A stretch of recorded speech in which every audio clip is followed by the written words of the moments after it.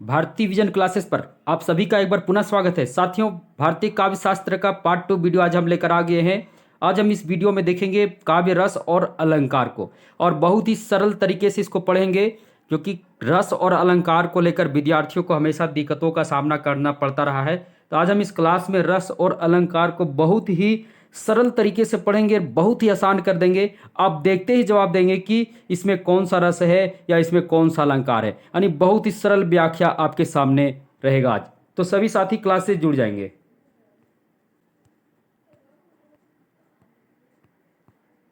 सबसे पहले अलंकार को पढ़ेंगे। अलंकार की परिभाषा सबसे पहले हम चर्चा करते हैं। तो अलंकार क्या होता है? तो काव्य की शोभा, सुंदरता या उसका आकर्षक बनाने वाले तत्वों को अलंकार कहते हैं। यानी काव्य की शोभा, सुंदरता या काव्य को आकर्षक बनाने वाले जिन तत्वों का प्रयोग काव्य की पंक्तियों में होता है, उसे हम क्या कहते हैं? तो उसे हम अलंकार कहते हैं। क्या कहते हैं? तो अलंकार कहते हैं। इसको और अलग अलग तरीके से समझने का प्रयास करेंगे। अलंकार क्या होता है? जिस प्रकार आभूषण पहनने से आदमी की सुंदरता बढ़ती है, खासकर स्त्री लोग ज़्यादा आभूषण पहनते हैं, तो आभूषण पहनने से आदमी की सुंदरता बढ़ती है, ठीक उसी प्रकार अलंकार का प्रयोग से काव्य की शोभा या सुंदरता बढ़ती है। यानी समझ लीजिए, अलंकार का मतलब ही होता है सुंदरता लाना या सौंदर्य को बढ़ाना, यानी आकर्षक करना। कोई भी स्त्री बहुत ही सुंदर लगती है, देखते होंगे कि बहुत जब सज सवर लेती है, बहुत सारे आभूषणों को पहन लेती है, तो बहुत ही सुंदर दिखती है। तो वही बात हुआ कविता में भी। कविता की भी शोभा बढ़ाने के लिए किसका प्रयोग करना होता है? तो अलंकारों का प्रयोग करना होता है। अब यहां ध्यान दीजिएगा, अलंकार का शाब्दिक अर्थ क्या होता है? अलंकार का शाब्दिक अर्थ आभूषण ही होता है। क्या होता है? आभूषण ही होता है। अब इसे हम साधारण अर्थ में समझेंगे। जिस वस्तु के चलते किसी की शोभा या सुंदरता बढ़ती है, वह वस्तु उसके लिए अलंकार का काम करती है। यानी समझ लीजिए कि जिस वस्तु के चलते किसी की शोभा बढ़ रही है, तो वही वस्तु उसके लिए क्या चीज का काम कर रही है? तो अलंकार का काम कर रही है, अर्थात उससे सुंदरता बढ़ाने का काम कर रही है। आप लोग देखिएगा, मान लो पूजा पंडाल वगैरह होता है, उस समय देखते होंगे कि बहुत सुंदर आकर्षक ढंग से पंडाल को सजाया जाता है। उसको देखते ही हम वाह वाह करते हैं। तो उसको सुंदर बनाने में जो कारीगर है, वो जिन जिन वस्तुओं का प्रयोग किया है, वो सारी वस्तुएं उस पंडाल के लिए क्या हो गए? तो उस पंडाल, पूजा पंडाल के लिए अलंकार का काम किए। उसी प्रकार है कविता में। कविता की पंक्तियों में जिन शब्दों के चलते, या क्योंकि अलंकार जो होता है शब्द या अर्थ के आधार पर उसकी सुंदरता को बढ़ाता है, तो कविता की पंक्तियों में जिन शब्दों के चलते उसमें विशेषता आ जाती है, उसकी सुंदरता बढ़ जाती है, वे शब्द क्या कहलाते हैं? तो उस काव्य की पंक्ति में अलंकार का काम करते हैं, सुंदरता बढ़ाने का काम करते हैं। तो एक समझ लीजिए कि काव्य की शोभा जो है शब्द और अर्थ को आकर्षक प्रयोग के आधार पर ही बढ़ती है। यानी शब्द का भी प्रयोग होता है और अर्थ का भी प्रयोग होता है। दोनों का जब आकर्षक प्रयोग काव्य की पंक्ति में किया जाता है, तब वहाँ क्या होती है? तो वहाँ हम कह सकते हैं यहाँ पर ये अलंकार का प्रयोग किया गया है। अलंकार संप्रदाय के प्रवर्तक कौन है? तो भामह है। कौन है? भामह को अलंकार संप्रदाय का प्रवर्तक माना गया है। थोड़ा सा रुक जाना। हाँ, देखिए, इसको एक बार फिर से समझने का कोशिश करेंगे। अलंकार को, अलंकार क्या है? याद रखिएगा, काव्य की शोभा बढ़ाने के लिए, काव्य में जो पंक्तियां होती है उसकी शोभा बढ़ाने के लिए एक कवि या तो शब्दों का विशेष तरीके से प्रयोग करता है, विशेष से आकर्षक ढंग से प्रयोग करता है, या उसमें अर्थों को आकर्षक ढंग से लाता है ना, उसका अर्थ इस प्रकार देता है, या उसमें इस प्रकार शब्दों का प्रयोग करता आकर्षक कि उसकी सुंदरता बढ़ जाती है, उसकी शोभा बढ़ जाती है, वह काव्य की पंक्तियां हमें आकर्षित करती है।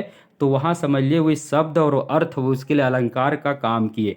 क्या काम किए? अलंकार। यानी कविता की पंक्तियों की सुंदरता तभी बढ़ती है जब उसमें अलंकार का प्रयोग किया हुआ रहता है। अब आगे चलते हैं। मुझे उम्मीद आप अलंकार समझ गए होंगे। आपको साधारण अर्थ में भी बताने का प्रयास किए। देखिए, आजकल के लोग अपने आप को सुंदरता बढ़ाने के लिए क्या न क्या पहनते हैं। यहाँ तक कि आजकल तो पाउडर, क्रीम एक से एक आ गया। लोग अपनी सुंदरता को बढ़ाने के लिए न जाने क्या करते। तो सुंदरता बढ़ाने के लिए जितनी वस्तुओं का प्रयोग करते हैं, वे सभी वस्तु उसके लिए क्या चीज़ का काम किए? अलंकार का ही काम किए। क्या चीज़ का काम किए? अलंकार। अलंकार का मतलब होता है सुंदरता को बढ़ाने वाले तत्व। तो सुंदरता को बढ़ाता कौन है? तो आपको समझ में आएगा। अगर आम जीवन में ले जाए तो एक आदमी आभूषण को पहनता है, देखिएगा जब कोई दुल्हन पहनकर तैयार रहती है, पूरा सज सवर कर तैयार रहती, कितनी सुंदर लगती है। और जब वो अपने शरीर से सब कुछ उतार देती है, फिर उसकी सुंदरता में निश्चित है कि कुछ ना कुछ कमी आ ही जाती है। उसी प्रकार कविता में भी कवि जो होता है, सब या तो शब्दों का या तो फिर उसमें अर्थों का इस प्रकार प्रयोग करता है आकर्षक रूप से कि काव्य की शोभा क्या होती, बढ़ जाती। काव्य पढ़ने में, काव्य की पंक्तियाँ पढ़ने हमें आकर्षक लगती है। चलिए आगे बढ़ते हैं। बहुत बेहतर तरीके से आपको समझाने का प्रयास किए। आचार्य भामा ने कहा है, न कांतामपि निर्भूषणम विभाति वनिता मुखम। अर्थात जिस प्रकार स्त्री का सुंदर मुख भी आभूषणों के बिना सुंदर नहीं होता, उसी प्रकार अलंकार के बिना कविता भी शोभित नहीं होती। समझ रहे ना? जिस प्रकार स्त्री का मुख कितना ही सुंदर हो, अगर वो आभूषण नहीं पहनी हुई है तो उसका सुंदर मुख भी उतना सुंदर नहीं रहेगा। उसी प्रकार कविता चाहे कैसा भी हो, अगर उसमें अलंकार का प्रयोग ना हो तो वह सुंदर या आकर्षक नहीं लगेगा। आगे बढ़ते हैं। जिस प्रकार आभूषण स्वर्ण से बनते हैं, क्योंकि कहा गया कि सबसे आभूषणों में सबसे सुंदर कोई भी आदमी, स्त्री हो या पुरुष, सबसे सुंदर तभी लगता है जब वो स्वर्ण यानी सोने का बना हुआ कुछ आभूषण को पहनता है। तो यहाँ समझ लीजिए कि जिस प्रकार आभूषण स्वर्ण यानी सोना से बनते हैं, ठीक उसी प्रकार अलंकार काव्य में प्रयोग होने वाले सुवर्णों का मतलब क्या होता है? सुंदर वर्णों से बनते हैं। अब अलंकार की भेद को जानेंगे। अलंकार के भेद, अलंकार के इसी मुख्य रूप से दो भेद को लेकर क्योंकि कविता पढ़िएगा तो अधिकतर दो ही भेद की ज़्यादा चर्चा होती है। तो अलंकार का प्रयोग ऐसी दो भेद को लेकर गया है, शब्दालंकार और अर्थालंकार। लेकिन इसके तीन भेद होते हैं, शब्दालंकार, अर्थालंकार और उभयालंकार। तीनों अलंकार की चर्चा हम करेंगे, शब्दालंकार, अर्थालंकार और उभयालंकार। ये तीनों अलंकार क्या है, यहाँ हम आपको शॉर्ट में भी समझाने का प्रयास किए हैं, फिर नीचे पूरा डिटेल से आपको समझाएंगे। देखिए, जब शब्दों के आकर्षक प्रयोग से काव्य की सुंदरता बढ़ती है या शोभा बढ़ती है, तब शब्दालंकार। समझ गए? दोबारा बताने की आवश्यकता नहीं है। फिर अर्थालंकार में क्या होता है, कहाँ पर अर्थालंकार होगा? जब अर्थों का आकर्षक प्रयोग से काव्य की सुंदरता बढ़ती है तो वहाँ कौन सा अलंकार? तो वहाँ अर्थालंकार। और उभयालंकार कब होगा? जब शब्द और अर्थ दोनों के माध्यम से काव्य की शोभा बढ़ती है तो वहाँ समझ लीजिएगा उभयालंकार होती है। तो तीनों समझ में आपको आ गया होगा। शब्दालंकार किसे कहते हैं, अर्थालंकार किसे कहते हैं और उभयालंकार किसे कहते हैं। शब्द के कारण जब काव्य की शोभा बढ़ेगी तो शब्दालंकार, अर्थ के कारण जब काव्य की शोभा बढ़ेगी तो अर्थालंकार, और जब दोनों के कारण काव्य की शोभा बढ़ेगी तो वहाँ क्या हो जाएगा? उभयालंकार। अब आगे चलते शब्दालंकार को देखते हैं। जिस विद्यार्थी को इसका नोट्स चाहिए, इसके अलावे हमारे पास संपूर्ण हिंदी साहित्य का भी हस्तलिखित नोट्स उपलब्ध है। इसके अलावे किसी को अभी वर्तमान में जो प्रतियोगी परीक्षा चल रही है, आप देख ही रहे हैं, सीजीएल का पेपर 2 या फिर जो सहायक आचार्य की परीक्षा देने वाले झारखंड से जुड़े विद्यार्थी हैं, जिनको सहायक आचार्य की परीक्षा देने वाले हैं, उनका पेपर 2 हिंदी है। तो उसका संपूर्ण नोट्स मेरे पास उपलब्ध है। और यह भी क्लास जो ले रहे हैं उनके लिए भी महत्वपूर्ण है, क्योंकि काव्य शास्त्र की जो क्लास है सभी के लिए महत्वपूर्ण है। हिंदी साहित्य से जुड़े जितने भी प्रतियोगी परीक्षा के विद्यार्थी हैं, चाहे यूजीसी नेट ही क्यों ना हो, सभी के लिए यह क्लास बहुत ही महत्वपूर्ण है। क्योंकि यहाँ से प्रश्न प्रत्येक परीक्षा में 2-4 फंसता ही है, यानी 2-4 आता ही है। तो क्लास आपके लिए बहुत ही महत्वपूर्ण है। फिर भी आपको नोट्स चाहिए तो भारती विजन क्लासेस पर नोट्स उपलब्ध है। इसके अलावा आपको अगर भारती विजन क्लासेस का टेलीग्राम ग्रुप भी है, जहां आप ज्वाइन कीजिए, जहां आपको नई नई जानकारियां मिलेंगी, परीक्षा संबंधित सारी जानकारियां वहां उपलब्ध है। वहां आप जुड़ेंगे तो आपको बहुत लाभ मिलेगा। डिस्क्रिप्शन में मेरा नंबर भी दिया हुआ है और भारती विजन क्लासेस का टेलीग्राम लिंक भी दिया हुआ, आप हमसे डायरेक्ट ज्वाइन कर सकते हैं। ज्वाइन करने के बाद वहाँ आपको मालूम चलेगा आपको नोट्स कैसे लेनी है। संपूर्ण नोट्स उपलब्ध है, वो भी हस्तलिखित।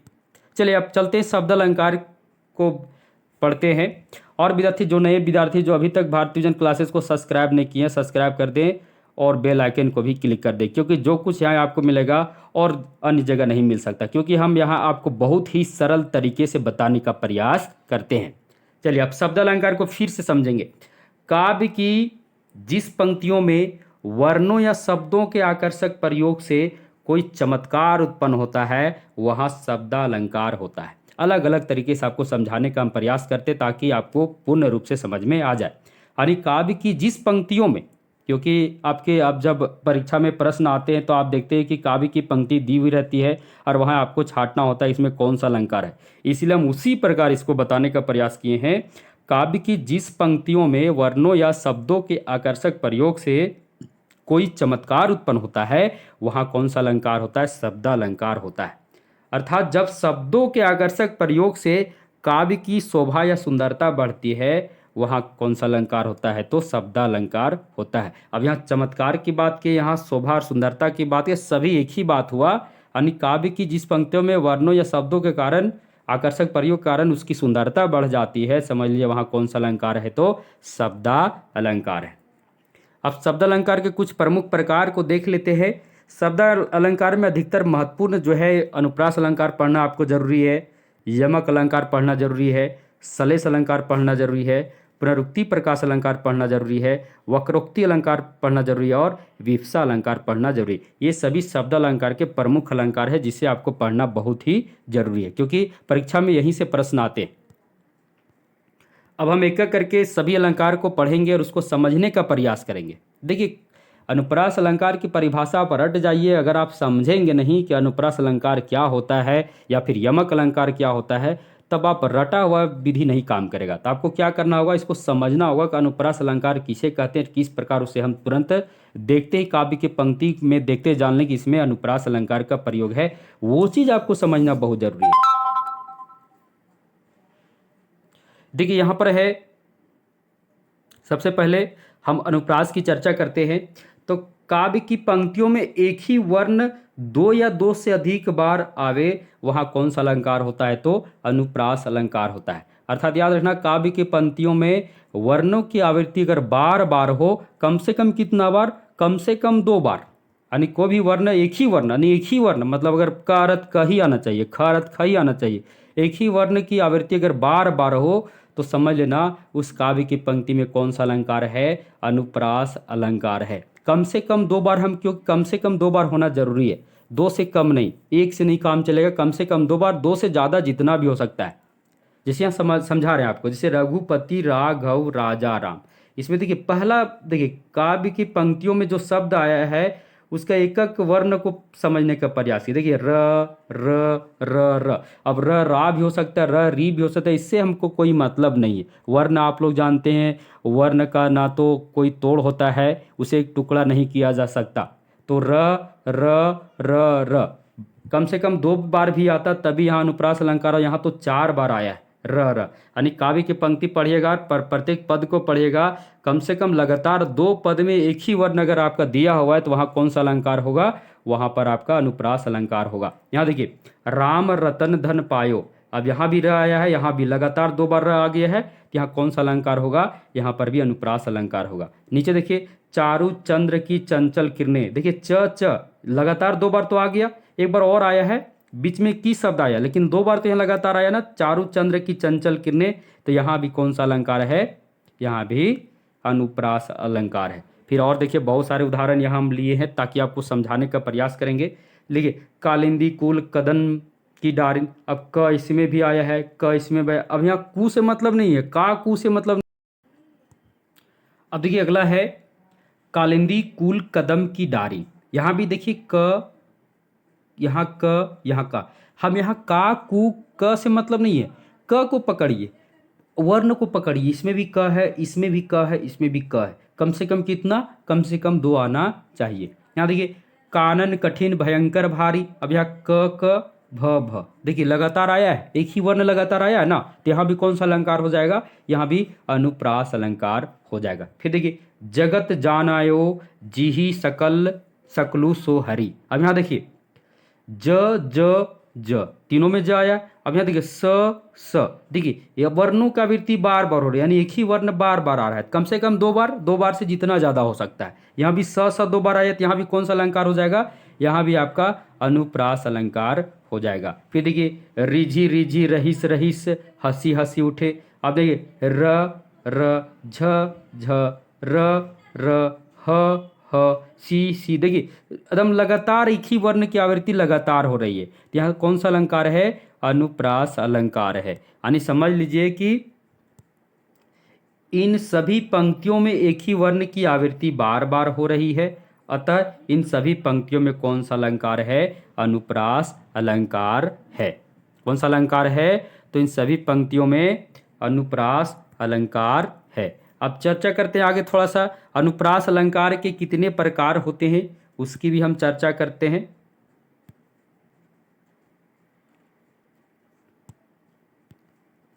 अनुप्रास अलंकार के कितने प्रकार होते हैं, तो अनुप्रास अलंकार के 5 प्रकार होते हैं। कौन कौन, छेकानुप्रास, वृत्तियानुप्रास अनुप्रास, श्रुतियानुप्रास, अनंतिया अनुप्रास और लाटा अनुप्रास। कितने हैं, तो ये 5 प्रकार हैं। अब आगे चर्चा करते हैं।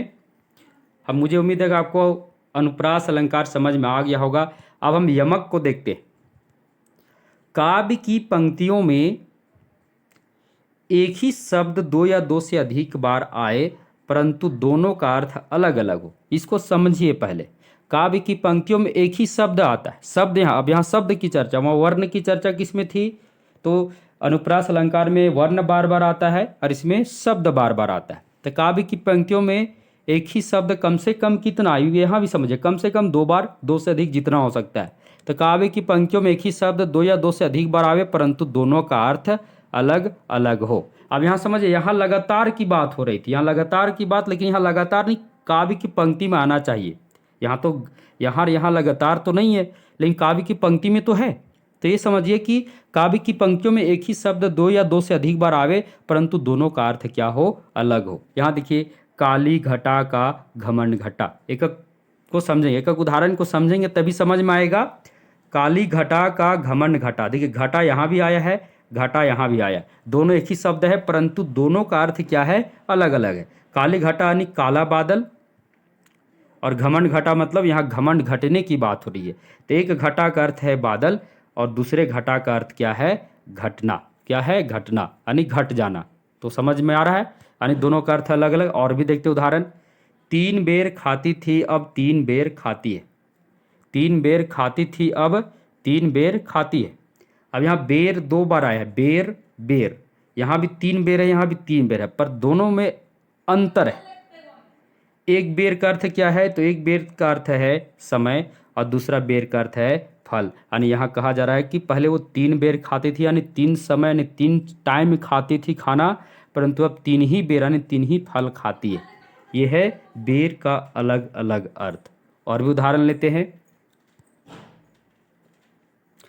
कनक कनक ते 100 गुनी मद कथा अधिका, या खाए बुरात जग नर बुरात नर या पाए बुरा। याद रखिएगा, बहुत ही महत्वपूर्ण पंक्ति है, कई प्रतियोगी परीक्षा में यह पंक्ति आ चुका है। कनक कनक ते 100 गुनी मद कथा अधिकाय, या खाए बुराए नर या पाए बुराए। अब यहाँ देखिए, कनक कनक, यहाँ 2 चीज़ है और दोनों का चर्चा ये है कि एक कनक का अर्थ है धतूरा और एक कनक का अर्थ है सोना। कहा जाता है कि कनक कनक ते 100 गुनी मद कथा अधिकाय, दोनों एक प्रकार से नशा ही है। यानी आदमी जब कनक यानी धतूरा को जब खाता है तो क्या हो जाता है, नशे में पागल हो जाता है। उसी प्रकार जब कोई किसी आदमी को अचानक सोना मिल जाएगा, अचानक बहुत सारा सोना मिल जाएगा, तो वो भी आदमी पागल हो जाएगा। क्योंकि कोई आदमी, गरीब आदमी जिसको अगर 10 रुपया नसीब ने, अगर अचानक उसके पास बहुत सारे सोना आ जाएगा तो क्या होगा, तो वो भी खुशी से क्या हो जाएगा, पागल हो जाएगा। यहाँ कवि बताने का प्रयास किए हैं, ये रीतिकालीन कवि बिहारी लाल की ये कविता है, बताने का प्रयास यही किए हैं कि एक को खाने से आदमी पागल हो जाता है, एक को पाने से। और अचानक बहुत सारा अगर आपके पास पैसे आ जाएंगे तो आप क्या, खुशी से पागल हो जाएंगे। इसलिए कनक कनक दोनों का अर्थ क्या है, अलग है। एक और उदाहरण लेते हैं। कहे कवि बेनी बेनी ब्याल की चुराई लीनी। अब यहाँ देखिए, यहाँ बेनी आया है, बेनी 2 बार आया है। इसमें यह होता है कि इसमें लगातार भी आ सकता है या फिर एक ही पंक्ति में हो सकता है।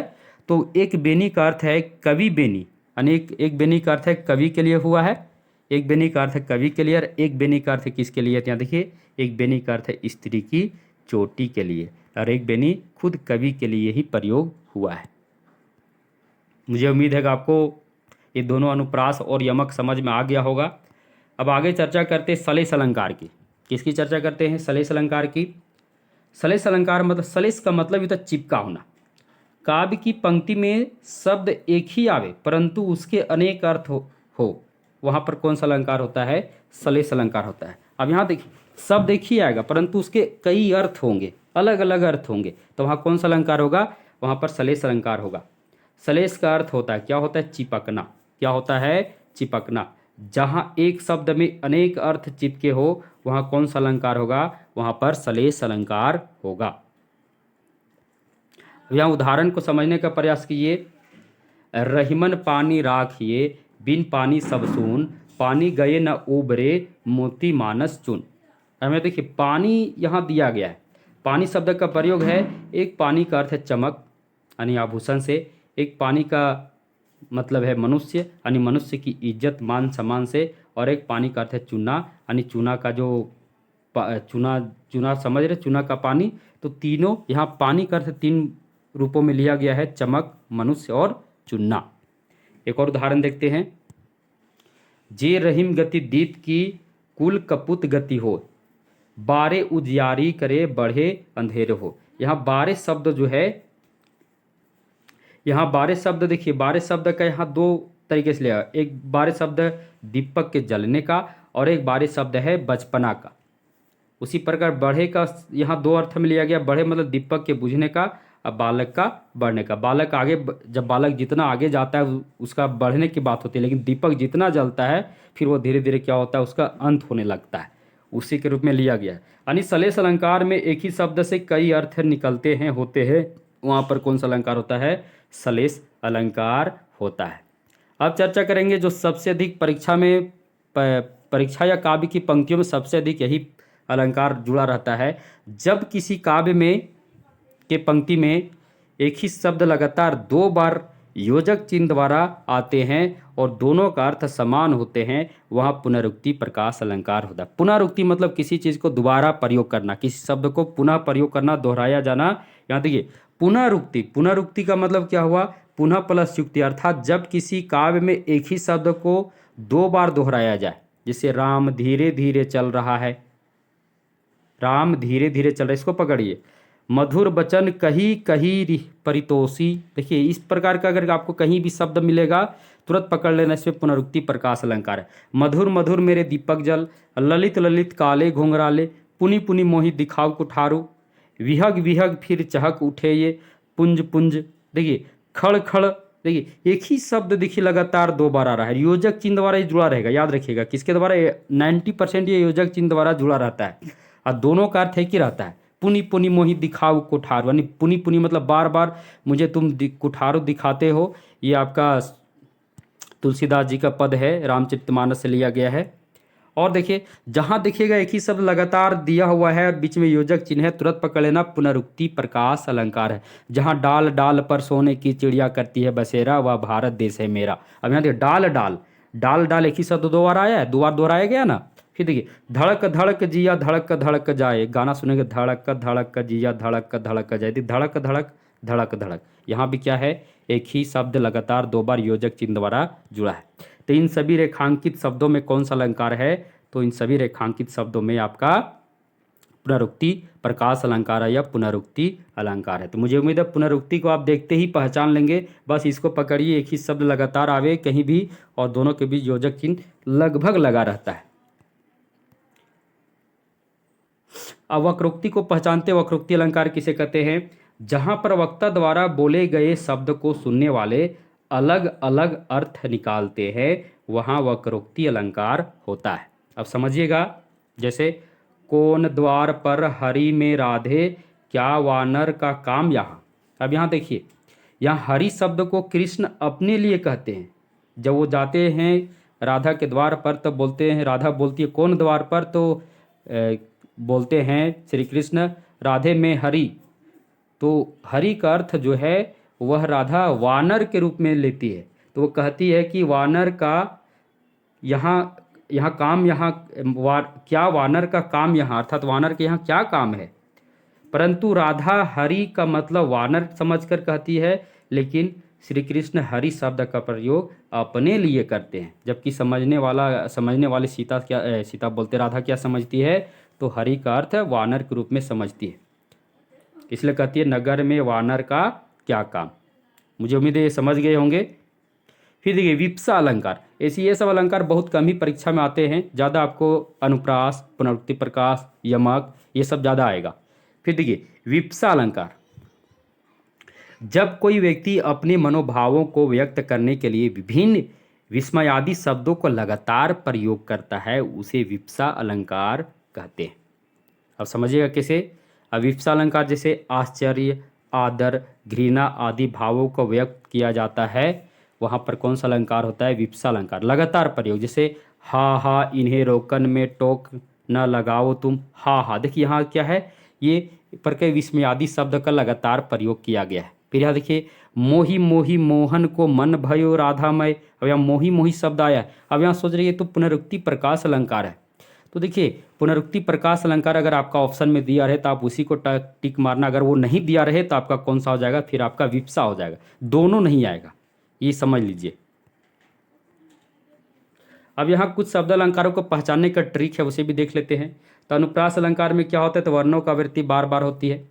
यमक में क्या होता है, तो एक शब्द दो या दो से अधिक बार आता है, परंतु दोनों का अर्थ अलग होता है, ये आपको बताए ऊपर ही। सलेश अलंकार में क्या होता है, यमक और सलेश में क्या है, इसमें एक शब्द दो या दो से अधिक बार आएगा और अर्थ अलग अलग होगा, जबकि सलेश में एक ही शब्द एक ही बार आएगा परंतु उसके कई अर्थ होंगे, यानी एक ही शब्द एक ही बार आएगा और उसके कई अर्थ है। इसमें दो या दो से अधिक शब्द, मतलब एक ही शब्द दो या दो से अधिक बार आएगा और उस सबका अर्थ अलग अलग। देखिए समझने का प्रयास कीजिए, क्योंकि यहाँ कंफ्यूजन हो रहा होगा। इसमें कोई भी शब्द है, मान लो राम आया, एक प्रकार समझिए, राम अगर 4 बार आया, चारों का अर्थ अलग अलग है, तो वहाँ पर यमक अलंकार। इसमें मान लो राम आया और राम को एक ही बार आया है मात्र और उसके अलग अलग 4 अर्थ निकाल दिए गए, तो यहाँ पर क्या हो जाएगा, सलेश। सलेश मतलब उसमें कोई एक ही शब्द होता है, उसमें सलेश का मतलब चिपकना। एक प्रकार समझ लीजिए कि आप मान लीजिए आप पन्ने को 3-4 पन्ने को एक ही में आप चिपका दीजिएगा, तो 3-4 पन्ना एक ही में ना हो गया। तो यहाँ भी समझ लीजिए कि सलेश मतलब चिपका, इसमें एक ही शब्द आएगा, उसमें कई अर्थ चिपके रहते हैं, यानी कई अर्थ उसमें रहते हैं, सभी का अलग अलग अर्थ के रूप में प्रयोग किया जाता है। अब पुनरुक्ति का तो जान ही रहे हैं, पुनरुक्ति में एक ही शब्द लगातार आएगा और दोनों के बीच क्या रहेगा, योजक चिन्ह लगा रहेगा, जैसे धीरे धीरे, जोर जोर से, गांव गांव, समझ रहे ना। ये आपका क्या है, तो अलंकारों का पहचानने का ट्रिक है। अब हम चलते हैं शब्दालंकार की ओर।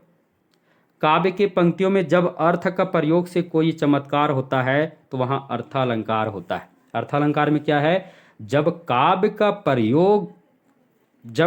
पंक्तियों में अर्थ का आकर्षक प्रयोग से, वहां पर शब्द का आकर्षक प्रयोग था, इसमें क्या है, अर्थ का आकर्षक प्रयोग से कोई चमत्कार उत्पन्न होता है, तो वहां कौन सा अलंकार होता है, तो वहां पर अर्थालंकार होता है। जहां अर्थ के माध्यम से काव्य की सुंदरता बढ़ती है, वहां कौन सा अलंकार होता है, वहां पर अर्था अलंकार होता है। अर्थालंकार में उपमान और उपमेय का महत्वपूर्ण भूमिका होता है। याद रखिए, अर्थालंकार संपूर्ण रूप से उपमान और उपमेय पर ही चलता है। अब यहाँ समझ लीजिए उपमान उपमेय को हम कैसे जानेंगे, हम उसको भी समझाने का प्रयास किए हैं। जिस वस्तु से उपमेय की तुलना की जाती है, जिस वस्तु से उपमेय की तुलना की जाती है वह उपमान होता है। जिस वस्तु से उपमेय की तुलना की जाती है वही क्या होता है, उपमान होता है। और उपमान से जिसकी तुलना की जाती है वो क्या होता है, उपमेय होता है। एक प्रकार से जिससे किसी की तुलना की जाए उपमान, और जिसकी तुलना की जाए वो क्या है, उपमेय। फिर समझिए, उपमान में वास्तविक गुण होते हैं। क्या गुण होते हैं, उपमान में कोई भी गुण वास्तविक होते हैं। जब उसकी प्रशंसा काव्य की पंक्ति में की जाती है तो वो उसके वास्तविक गुण होते हैं, जबकि उपमेय में वास्तविक गुण नहीं होते। उपमेय में वास्तविक गुण नहीं होते, इससे क्या होती है, उपमान से इसकी तुलना की जाती है। समझ लीजिए, इसकी क्या की जाती है, तुलना की जाती है। इसमें वास्तविक गुण नहीं होते, सिर्फ तुलना की जाती है। एक प्रकार से आपको समझते हैं, कैसे लोग कहते हैं, मान लो अपने घर में आप लोग देखते होंगे कि माता पिता बचपन में सब कोई डांट सुने ही होंगे, अगर आप पढ़ाई में अच्छे नहीं हैं या फिर आपके अगल बगल में पड़ोसी का कोई लड़का पढ़ने में अच्छा है तो आपके पिता हमेशा उसका उदाहरण देंगे, देखो कितना अच्छा लड़का है, उसके जैसा बनो। या फिर किसी को नहीं बोलता है कि एकदम गांधी जी जैसा, मान लो कोई अच्छा काम कर रहा है तो कोई बोला एकदम गांधी जी जैसा काम कर रहा है, तो गांधी जी जैसा काम कर, गांधी जी नहीं है, उसकी तुलना उसे किया गया है। क्या किया गया है? तुलना। एक प्रकार से आप कर्मधारय समास पढ़े होंगे तो वहां भी देखिएगा तुलना की बात होती है। जब किसी की तुलना की जाती है, जैसे लौह पुरुष, मान लीजिए अभी सरदार वल्लभ भाई पटेल को लौह पुरुष कहा जाता है।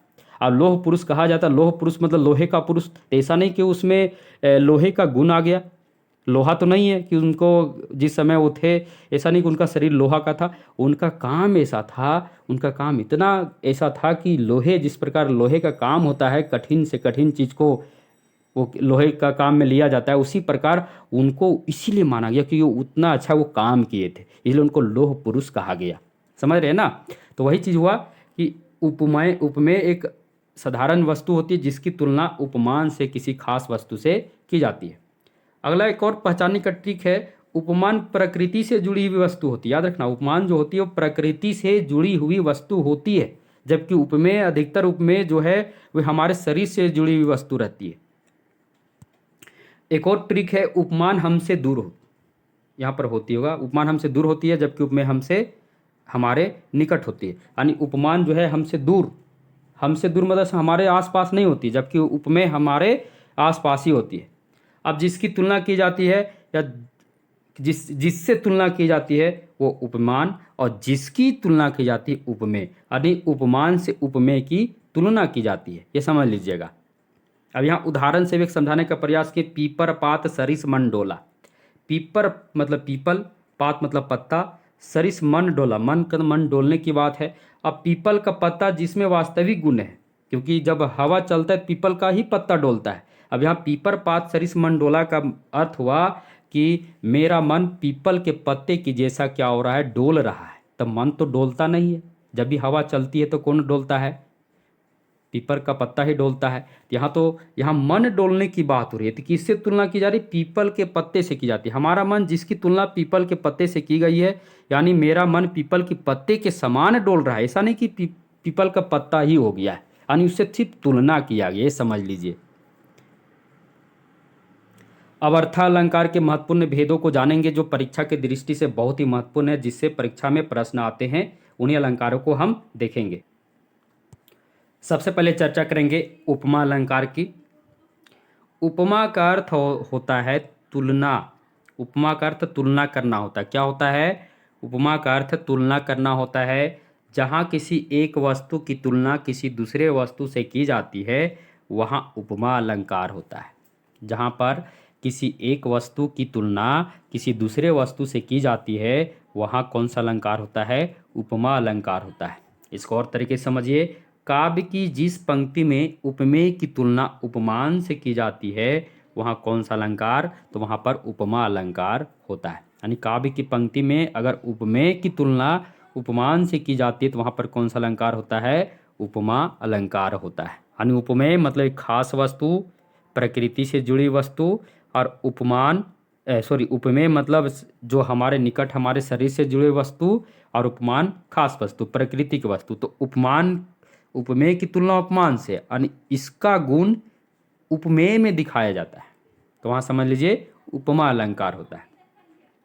उपमा अलंकार में किसी साधारण वस्तु की तुलना किसी खास वस्तु या विशेष वस्तु से की जाती है।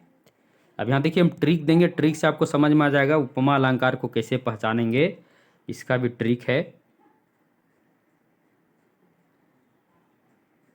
देखिए ये ट्रिक आपको बहुत काम करेगा। काव्य की पंक्ति में अगर आपको सा, से, सी, सम, सरिस, समान, जैसा, ईव, जिम्मी, ज्यों, सदृश इत्यादि अगर मिले काव्य की पंक्ति में, बीच में अक्सर ये बीच में ही कहीं मिलेगा। अगर आपको सा, से, सी, सम, सरिस, समान, जैसा, ईव, जिम्मी, सदृश इत्यादि ये सब अगर आपको जहाँ भी मिल जाएगा काव्य की पंक्ति में, या किनारे नहीं रहता, हमेशा बीच में ही रहता कहीं भी, है ना? तो अगर बीच में आपको कहीं दिखे समझ लीजिए उस पंक्ति में कौन सा अलंकार है, उस पंक्ति में उपमा अलंकार है। इसको भी बहुत बेहतर तरीके से समझेंगे। देखिए उपमा अलंकार के 4 अंग होते हैं। कितने अंग? 4 अंग। उपमेय जिसकी तुलना की जाती है, उपमान जिससे तुलना की जाती है, यानी उपमा अलंकार में उपमान से उपमेय की तुलना की जाती है। उदाहरण लेंगे तो आपको पूरा समझ में आएगा। एक होता है वाचक शब्द। वाचक शब्द वही वाचक शब्द जिससे तुलना की जाती है, यानी जो बताने तुलना करने का काम करता है, जैसे सा, से, सी, सम, सरी, समान, ईव, ये सभी क्या करते हैं? तुलना करने का काम करते हैं। और समान धर्म अर्थात उपमेय और उपमान में पाए जाने वाले जो गुण धर्म होता है, यानी किस प्रकार तुलना किया गया है, ये 4 अंग उपमा अलंकार के होते हैं और इसी के आधार पर हम उपमा अलंकार को पहचानते हैं। अभी हम क्या बताए? तुलना, यानी उपमेय की तुलना उपमान से की जाती है। देखिए यहाँ, राधा का मुख चंद्र सा सुंदर है। अब राधा का मुख जो है ये हमारे शरीर से जुड़ी वस्तु है, ये उपमेय है, और चंद्र प्रकृति की वस्तु है, उपमान है। अब राधा का मुख की तुलना चंद्र सा सुंदर, यानी राधा का जो मुख है, यानी राधा का जो मुख है वो कैसा, किस प्रकार सुंदर है? तो चंद्र के जैसा सुंदर है। अब यहाँ देखिए, चंद्र के जैसा सुंदर है। अब चंद्र जैसा सुंदर तो नहीं हो सकता है, सिर्फ चंद्र जैसा, यानी चंद्र की जो सुंदरता है उसे राधा की मुख की तुलना यहाँ की गई है। तो यहाँ देखिए, मुख उपमान है, चंद्र क्या हो गया? मुख उपमेय है, चंद्र उपमान हो गया। सा हो गया वाचक शब्द जो तुलना करने का काम करता है, और कौन सा गुण धर्म है? समान गुण धर्म के रूप में सुंदर आया है। तो चारों शब्द यहाँ पकड़ में आ गया। तो ये चारों अंग होते हैं उपमान के, और जहाँ आपको सा, से, सी, सरी, सम वगैरह मिले, ये समझ लीजिए वहाँ कौन सा अलंकार है? उपमा अलंकार है। अन्य उदाहरण से भी समझेंगे। पीपर पात सरिस मंडोला। अब पीपर और पात, पीपर का पत्ता जो है वो हमारे नज़दीक ही है, ज़्यादा दूर हमसे नहीं है। एक नहीं, पीपल का पत्ता हमारे नज़दीक नहीं, मन हमारे नज़दीक है। मन क्या है? हमारे नज़दीक है, क्योंकि मन हमारे शरीर से ही जुड़ा हुआ है। और पीपल का पत्ता प्राकृतिक वस्तु है, प्रकृति से जुड़ा हुआ है। और पीपल का पत्ता में जो है वो वास्तविक गुण होता है। अब पीपर पात सरिस मंडोला, इसका मतलब होता है पीपर का जो पत्ता है, सॉरी, हमारा जो मन है वो पीपल के पत्ते की जैसा क्या हो रहा है? डोल रहा है। अब हमारा मन पीपल के पत्ते जैसा तो डोलेगा नहीं। हाँ, पीपल का पत्ता जो है वो तो डोलेगा, जब हवा चलती है पीपल का पत्ता डोलता है ना, तो पीपल का पत्ता उपमान। सरिस आ गया बीच में, वाचक शब्द हम बोले थे सा, से, सी, सम, सरिस आ जाएगा। पकड़ लेना यहाँ कौन सा अलंकार है? उपमा अलंकार। मन डोला, मन मतलब हमारा मन शरीर से जुड़ा हुआ है, डोला मतलब डोलना। तो यहाँ समझ लीजिए यहाँ पर कौन सा अलंकार है? उपमा अलंकार है। देखिए, सागर सा, गंभीर हृदय को, लहरों सा ऊंचा जिसका मन, बढ़ते नद सा। देखिए सा यहाँ भी आया है, यानी सा, से, सी, सम यही सब आता है, इसको पकड़ना है। बढ़ते नद सा बह गया लहर, वह लहर। फिर सुनी सुर सरी, देखिए सरी, सम, सम शब्द आया है, सम, पावन बानी। यहाँ पर देखिए दोनों अलंकार, अगर हम यहाँ पर अनुप्रास अलंकार भी है, और यहाँ पर एक और अलंकार है आपका उपमा अलंकार भी, क्योंकि स के भी लगातार आवृत्ति हुई है। अब यहाँ देखिए, सहस्र बाहु सम रिपु मोरा। अब यहाँ सम आया, सा, से, सी, सम, सरिस, सदृश, जिम्मी, ये जहाँ आपको बीच में दिखेगा पकड़ लीजिएगा कौन सा अलंकार है? उपमा अलंकार है। फिर देखिए, धनु धनु ही सम आया। फिर राधा बदन चंद्र सा सुंदर है। अब यहाँ चंद्र सा आया बीच में, यहाँ भी कौन सा अलंकार है? ये सभी पंक्ति में तो उपमा अलंकार है। कैसे पकड़िएगा? पहचानने का ट्रिक आप जानिए। ये जहाँ आपको मिलेगा सा, से, सी, सम, सरी, समान, जैसा, ईव, जिम्मी, ज्यों, सदृश इत्यादि, ये सभी आपको जहाँ मिलेगा पकड़ लीजिएगा, यहाँ पर उपमा अलंकार है। अब रूपक को समझेंगे। देखिए, अलंकार आप पढ़ रहे हैं, हम जान रहे हैं, अलंकार को आपको ट्रिक के माध्यम से ही समझ पाएंगे। अगर आपके पास ट्रिक वो नहीं रह पाएगा, किस प्रकार आप जानेंगे? समझ लीजिएगा यहाँ पर ये अलंकार है, तभी आपको सा, से, सी, सम, सर्दिश, सरिस वगैरह बताए, ये जहाँ मिलेगा तुरंत दिमाग लगा लीजिएगा कि इसमें कौन सा अलंकार है। इसमें उपमा अलंकार है, क्योंकि बहुत सारे पंक्ति ऐसे हैं जिसका अर्थ आपको समझ में आएगा ही नहीं। फिर उस समय आप क्या ट्रिक इस्तेमाल कीजिएगा? उस समय आप यही ट्रिक इस्तेमाल कीजिएगा, इसमें सा, से, सी, सरिस, सम वगैरह है क्या? अगर है तो उपमा अलंकार। अब रूपक को देखेंगे। रूपक का भी ट्रिक आपको देंगे, अंत में सभी को पहचानने का ट्रिक देंगे। सभी विद्यार्थी क्लास से जुड़ेंगे, अंत में आपको ट्रिक भी देंगे। काव्य की जिस पंक्ति में उपमेय और उपमान में अभेद आरोपण हो वहाँ रूपक अलंकार होता है। इसी को आसान शब्दों में समझेंगे। जहाँ उपमेय और उपमान में कोई अंतर ना हो वहाँ रूपक अलंकार होता है। अब आपको उपमेय उपमा अलंकार में क्या बताए थे? उपमान और उपमेय, उपमान उपमेय की तुलना उपमान से की जाती है, जबकि यहाँ उपमेय और उपमान में कोई अंतर नहीं दिखाया गया है। दोनों को जहाँ एक जैसा बता दिया जाए वहाँ समझ लीजिएगा वहाँ कौन सा अलंकार है, रूपक अलंकार है। अब देखिए, जहाँ उपमेय यानी साधारण गुण वाला, उपमान विशेष गुण वाला में जो अंतर होता है उसे समाप्त कर दोनों को एक समान बताया जाता है, वहाँ पर कौन सा अलंकार होता है, वहाँ पर रूपक अलंकार होता है। अब ट्रिक क्या है, ट्रिक को समझिए, सभी में ट्रिक दिया हुआ है।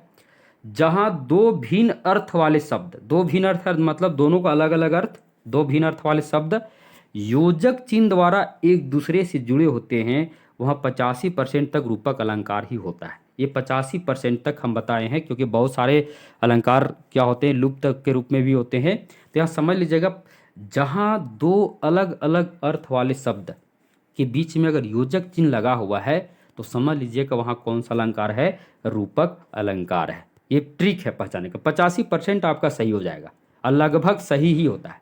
जैसे चंद्रमुख, चंद्र अलग है, मुख अलग है, बीच में क्या लगा हुआ है, योजक चिन्ह, रूपक। अब चंद्र सामुख, अब बीच में सा आ गया तो उपमा। देखिए दोनों को पकड़ने का हम ट्रिक दिए। चंद्रिका चादर, बीच में योजक चिन्ह, रूपक। अब चंद्रिका सम चादर, बीच में सम लग गया तो उपमा। पद पंकज, रूपक अलंकार, बीच में योजक चिन्ह है, दोनों अलग अलग चीज है। अब पद सम पंकज, यहाँ पर उपमा लगा क्योंकि बीच में सम आ गया है। शशि मुख, अब शशि अलग है, शशि का मतलब चंद्रमा होता है, मुख मतलब मुंह होता है, यहाँ रूपक अलंकार, बीच में योजक चिन्ह है, इसको पकड़िए। अब यहाँ देखिए, शशि सममुख, बीच में सम आ गया, जहाँ बीच में सम आ रहा है, सा से सीम सरस सरिस, ये सब समझिए उसमें उपमा।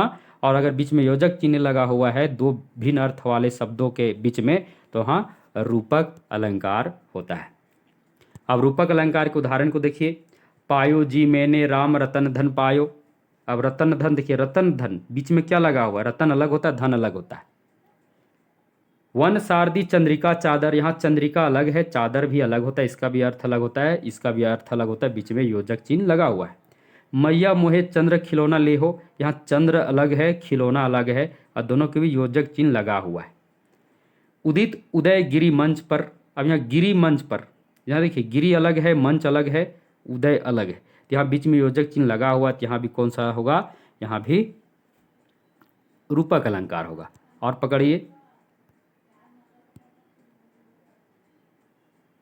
थोड़ा सा रुक जाइएगा। हाँ आगे देखते हैं। फिर देखिए, हरिमुख पंकज, अब मुख अलग होता है, मुख, पंकज मतलब कमल, जानते ही हैं। ध्रुव धनुष, ये भी दोनों अलग अलग होते। खंजन लोचन, ये भी अलग अलग होते। और योजक चिन्ह बीच में लगा हुआ है, तो समझ लीजिए कौन सा अलंकार है, इसमें भी रूपक अलंकार। अगर यहाँ मुख सा पंकज, ध्रुव सा धनुष, खंजन समलोचन, बीच में अगर सम सरिस कुछ भी रहता तो वहाँ पर क्या हो जाता, उपमा आता। परंतु अगर बीच में योजक चिन्ह लगा हुआ, यहाँ समझ लीजिए रूपक अलंकार है। फिर बीती विभावरी जागरी अंबर पनघट, अब अंबर पनघट डुबोरी, अंबर पनघट के बीच क्या लगा हुआ है, अंबर मतलब आकाश, पनघट मतलब नीचे की बात हो रही है, दोनों अलग अलग अर्थ वाले हैं। अब दोनों के बीच क्या लगा हुआ है, तो योजक चिन्ह बीच में लगा हुआ है। ये योजक चिन्ह जो डैश टाइप का आपको लग रहा है दिखने में, थोड़ा सा रुक जाइएगा, थोड़ा सा मोबाइल हैंग हो जा रहा है। आगे देखिए।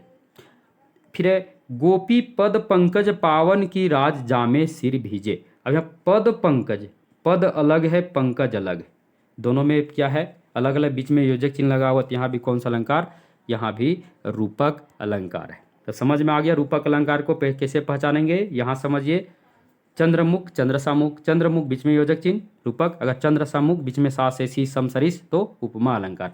इसी प्रकार समझने का प्रयास करेंगे, यानी जहाँ आपको दो भिन्न अर्थ वाले शब्द मिल जाए, बीच में योजक चिन्ह लगा हुआ है, तो वहाँ पर लगभग में रूपक अलंकार ही होता है।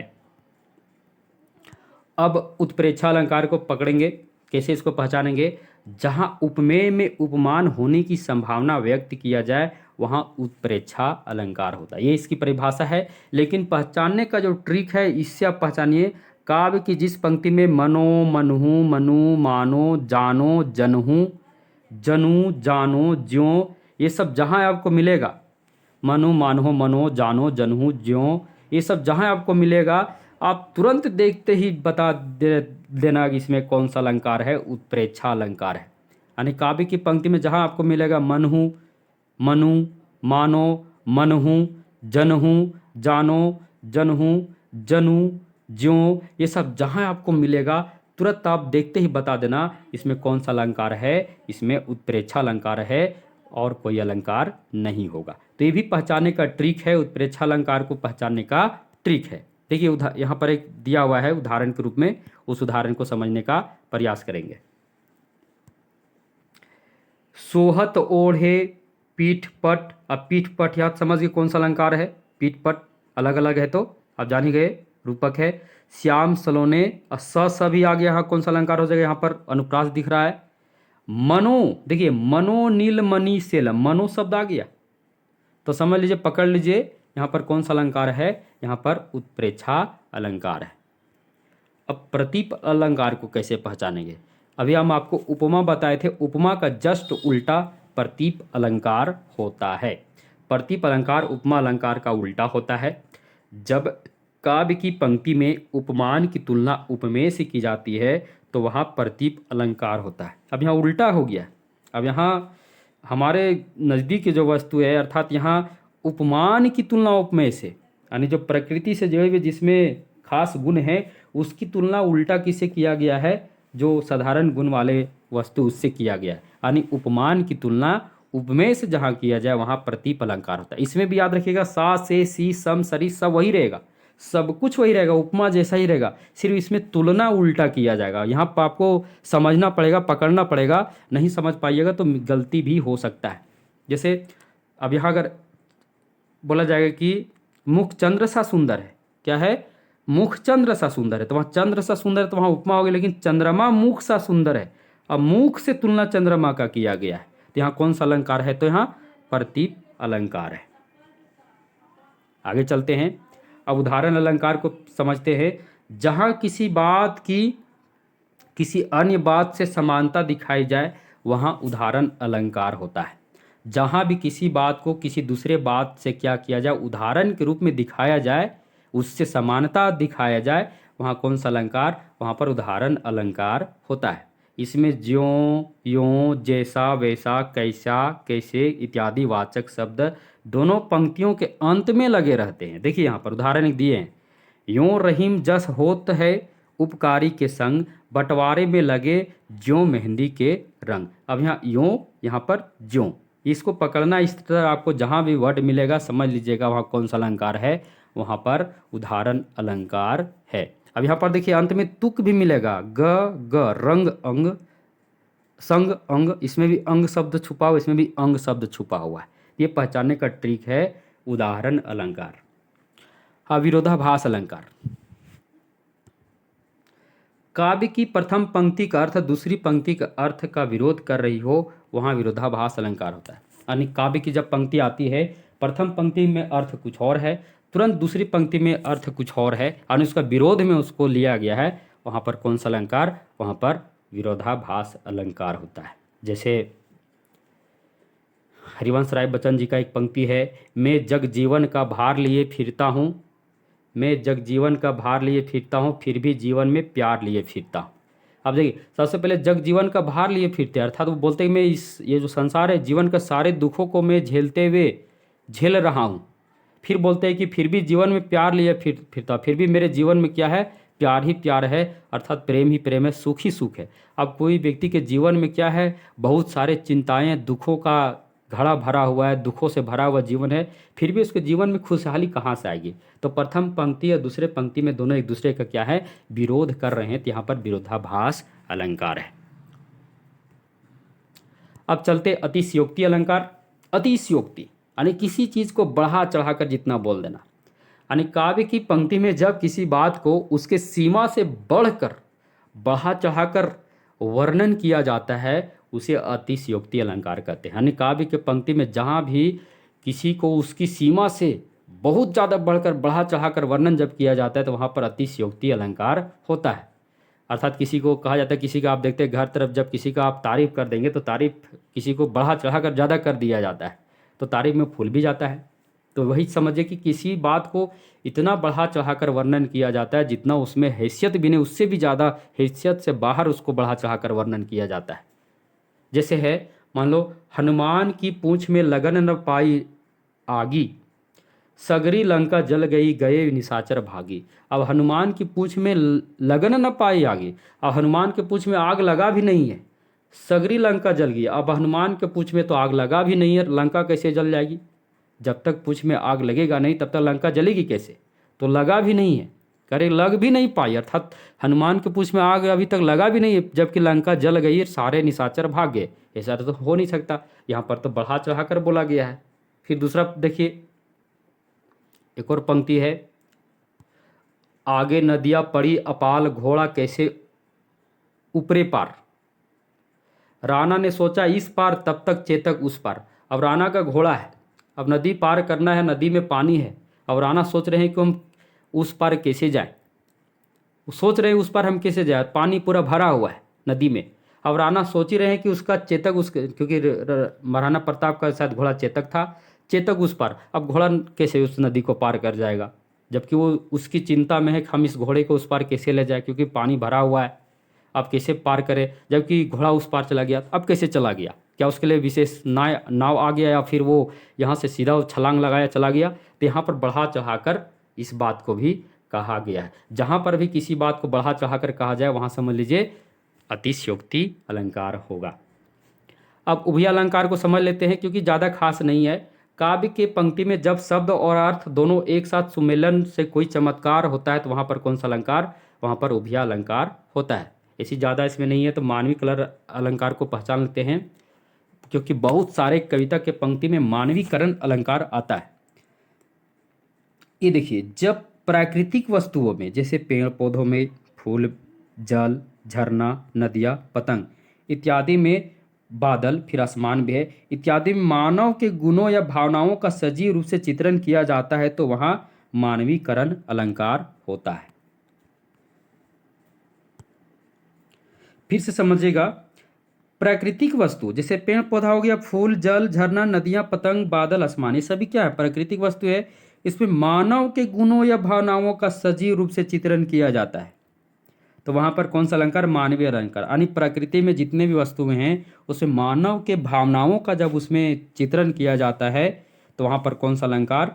मानवीकरण अलंकार होता है। यानी मानव की भावनाएं, जैसे मानव मुस्कुराते हैं, हंसते हैं, चलते हैं, गाते हैं, ये सब अगर प्राकृतिक वस्तुओं को इन सभी भावनाओं से जोड़ा जाता है, यानी मानव के लक्षणों को प्राकृतिक वस्तुओं से जब जोड़ा जाता है तो वहाँ पर कौन सा अलंकार? मानवीकरण अलंकार। जैसे हम समझा रहे हैं, मेघ आए बड़े बन ठन के सवर के। अब बन ठन के सवर के अर्थात आप तो जान ही गए, बन ठन कर सवर कर आना। अब ये तो आदमी ही बन ठन कर कहीं जाता है, सवर कर सज कर जाता है, जबकि हम मेघ की चर्चा, मेघ तो प्राकृतिक वस्तु है, बादल, जबकि बादल को यहाँ, इस बादल में मनुष्य के भावनाओं को दर्शाया गया है, क्योंकि मनुष्य ही सजता है, संवरता है, तभी कहीं जाता है। यहाँ पर बादल को बताया गया, यानी बादल में मनुष्य की भावनाओं को यहाँ पर दर्शाया गया। तो यहाँ पर कौन सा अलंकार है? यहाँ पर मानवीकरण अलंकार है। एक और देखिए, कलियां दरवाजे खोल खोल जब झुरमुट में मुस्काती है। अब कलियों को मुस्कुराने की बात की गई। अब कलियां मुस्कुराती यानी मुस्कुराती है। अब मुस्कुराने का तो काम किसका है? मनुष्य के लक्षण है, मनुष्य मुस्कुराता है। अब यहाँ पर किसको मुस्कुराया गया? तो कलियां यानी डालियों को मुस्कुराने की बात है, तो ऐसा तो हो नहीं सकता।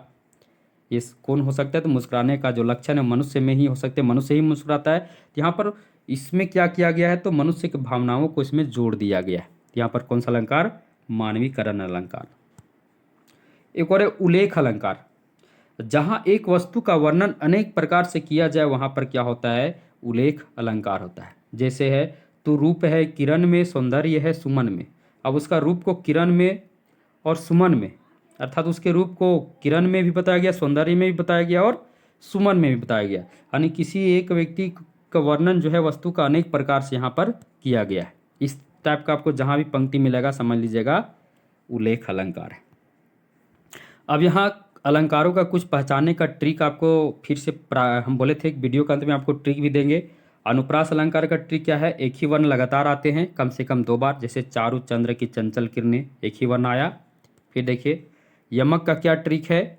एक ही शब्द बार बार आएगा, परंतु कम से कम 2 बार तो आएगा, और दोनों का अर्थ क्या होगा? अलग होगा। जैसे काली घटा का घमन घटा, यहाँ पर देखिए पकड़िए, एक ही शब्द आया है, एक का अर्थ है बादल है, एक का अर्थ है घटना है।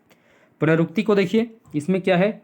एक ही शब्द लगातार आता है और दोनों का अर्थ भी समान ही होता है। जैसे सीता धीरे धीरे दौड़ती है, हमें धीरे धीरे जो है वो एक ही शब्द है, अर्थ भी धीरे धीरे का धीरे ही है, दूसरा कुछ नहीं है, धीमा ही है।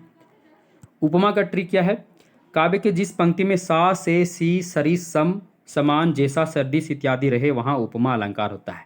जैसे मुख चंद्र सा सुंदर है, तो यहाँ सा आया, सा से सी सरिस कुछ भी आएगा समझ लीजिएगा ये सभी में से, तो उपमा अलंकार।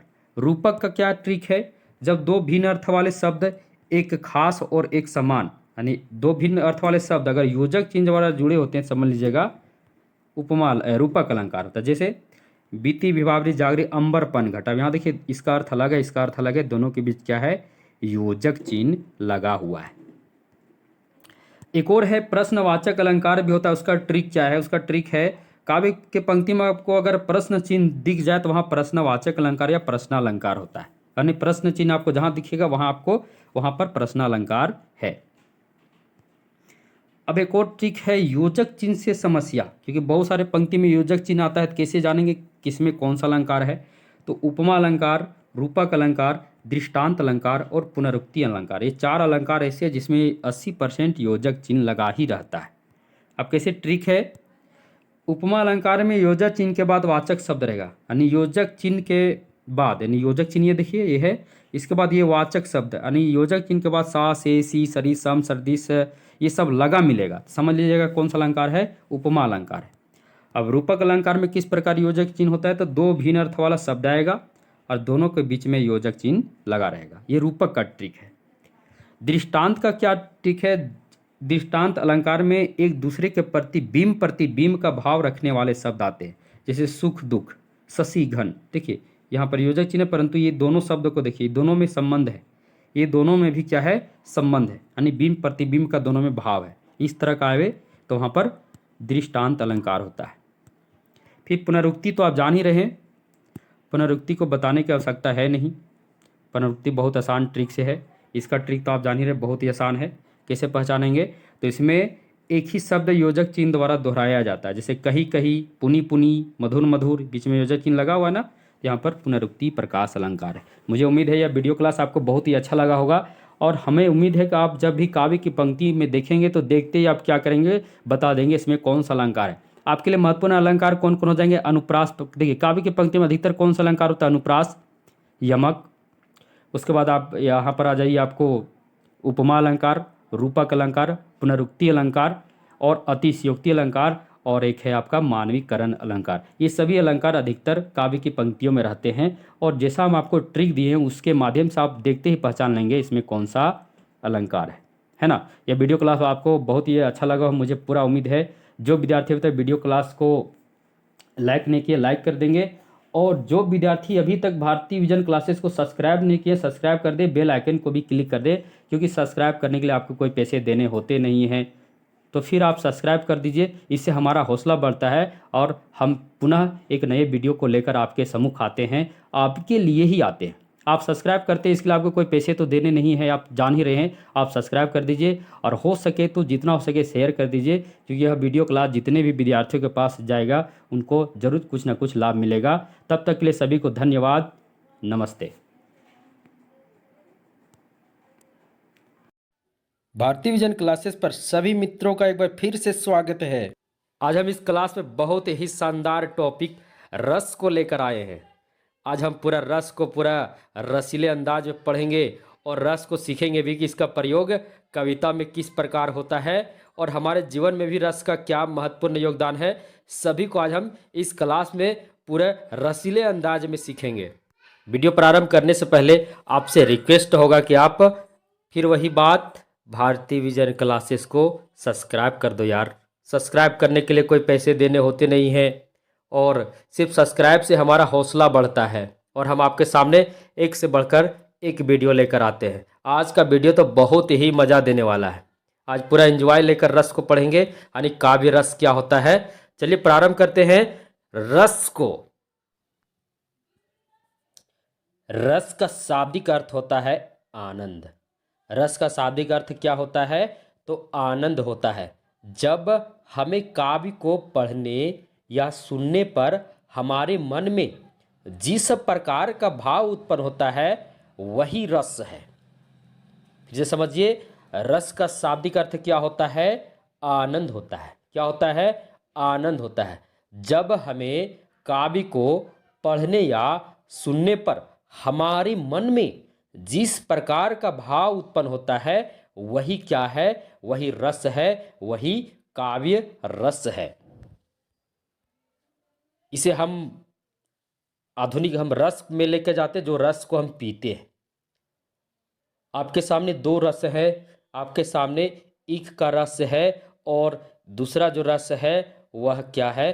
करेला का रस है। दोनों रस को आप एक का करके जब पीते हैं तो आपको दोनों रस पीने के बाद दोनों में अंतर लगता है। जब आप ईख का रस पीते हैं तो आपको कैसा लगता है? बहुत ही मीठा लगता है, मन में मजा आ जाता है, क्या रस था, कितना मीठा था। वहीं आप करेले का रस पीते हैं तो तुरंत आपके मन में एक अलग भाव आता है। वो अलग भाव आता है, कितना खराब लगा, ऐसा आता है ना।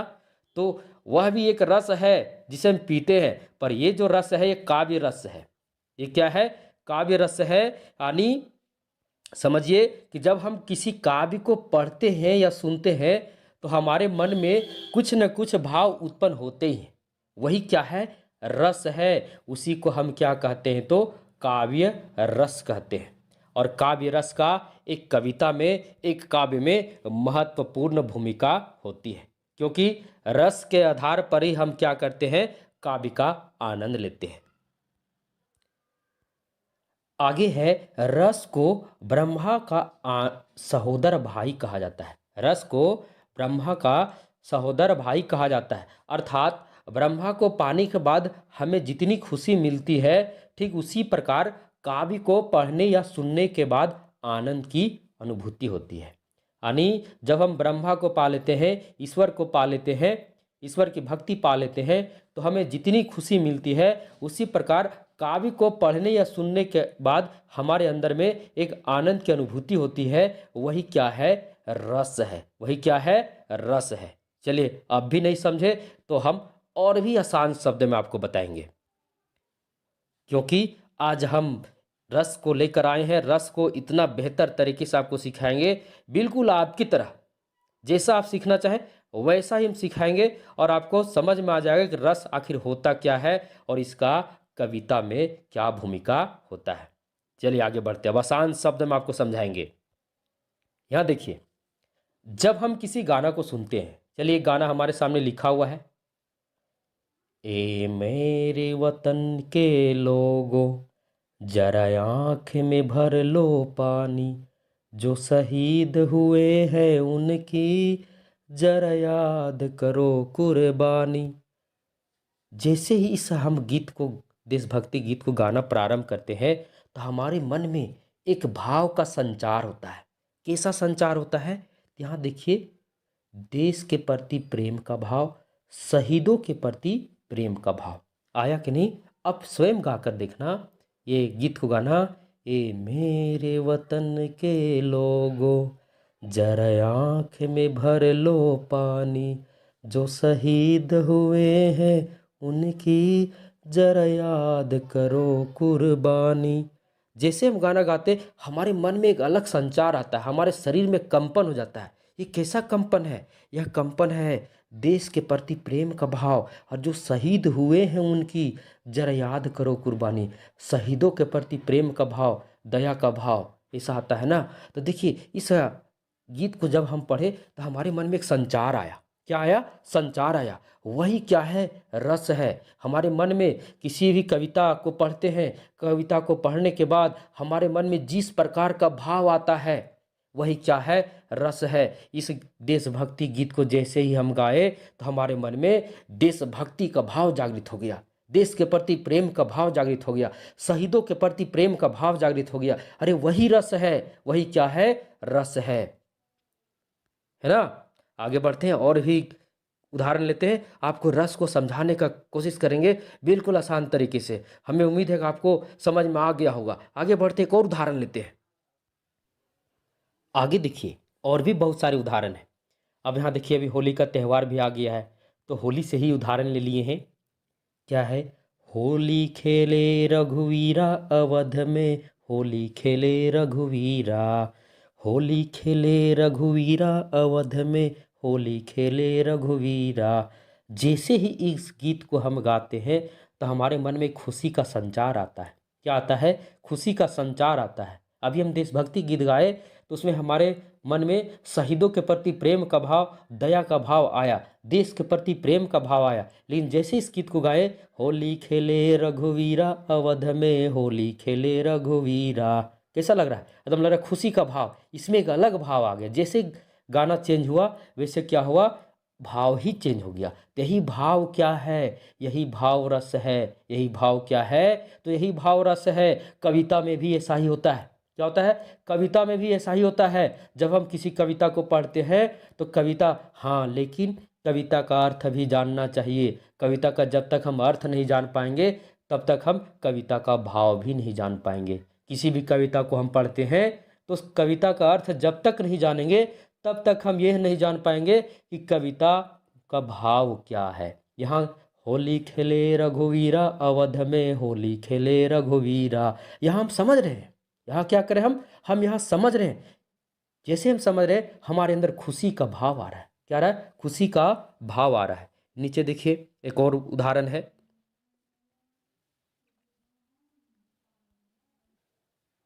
चलिए इस गीत को भी गाते हैं। सिकवा नहीं किसी से गिला नहीं, नसीब में नहीं था जो हमको मिला नहीं। सिकवा नहीं किसी से गिला नहीं, नसीब में नहीं था जो हमको मिला नहीं। अब यहाँ जैसे ही इस गीत को हम गाते हैं तो हमारे मन में एक संचार आता है। कैसा होता है? तो दुखी या तड़प की भाव आती है, वियोग का भाव आता है। ये किसके साथ होता है? तो यह प्रेमी प्रेमिका से जुड़ा हुआ ये मामला है भैया। प्रेमी प्रेमिका से जुड़ा हुआ मामला है भैया। जब प्रेमी प्रेमिका में ऐसा होता है कि किसी को प्रेमिका प्रेमी को छोड़कर किसी और के साथ चले जाती है, या किसी प्रेमिका का विवाह किसी और के साथ हो जाता है, तो ऐसे में ये गाना लाजिब है, ये गाना आना ही है ना। तो इस गाना को जैसे हम सुनते हैं तो हमारे मन में भी एक तड़प आती है, अपनी प्रेमिका के प्रति एक तड़प आती है, और वह तड़प होती है दुखी का भाव या वियोग का भाव। कैसा भाव? वियोग का भाव। हमारे मन में एक रति आती है, वियोग की रति आती है, वो भाव है। हम आपको सॉन्ग के माध्यम से समझाने का प्रयास कर रहे हैं कि आप रस को समझिए। जिस प्रकार आप गाना सुनते हैं, गाना जैसे देशभक्ति गाना सुनते हैं तो देशभक्ति का भाव आ जाता है ना। कोई खुशी त्यौहार का गाना सुनते हैं, हमारे मन में त्यौहार का भाव आ जाता है। उसी प्रकार किसी गम वाला गाना को सुनते हैं तो हमारे मन में गम का भाव आ जाता है। ये बदलता है। ये क्या होता है? बदलता है। और ये कब होता है? जब हम उसका अर्थ भी समझते हैं। जब हम उसका अर्थ भी समझते हैं। अब आपके सामने सूरदास, तुलसीदास, है ना, रीतिकालीन कवि का कविता आ जाएगा, अब आपको ये अर्थ पता ही नहीं रहेगा, तो कविता का भाव क्या है वो पता ही नहीं चलेगा। कैसा गीत है, इसमें किस प्रकार का भाव है, देशभक्ति का भाव है ना, या कैसा भाव है, वो तभी पता चलेगा जब आप उसका अर्थ जानिएगा।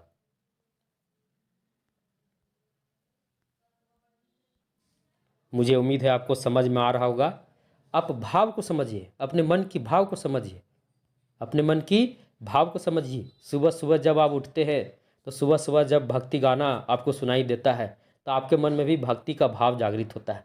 विवाह के समय होता है, विवाह के समय जब विवाह के गाने बजते हैं, अरे जिसका विवाह हो गया उसका, जिसका विवाह नहीं हुआ है उसके मन में भी एक संचार आता है कि मेरा भी विवाह होगा, इसी टाइप का गाना बजेगा। उसके मन में भी अपनी प्रेमिका के प्रति उस भाव वो आता है ना, प्रेम का भाव कि मेरा भी।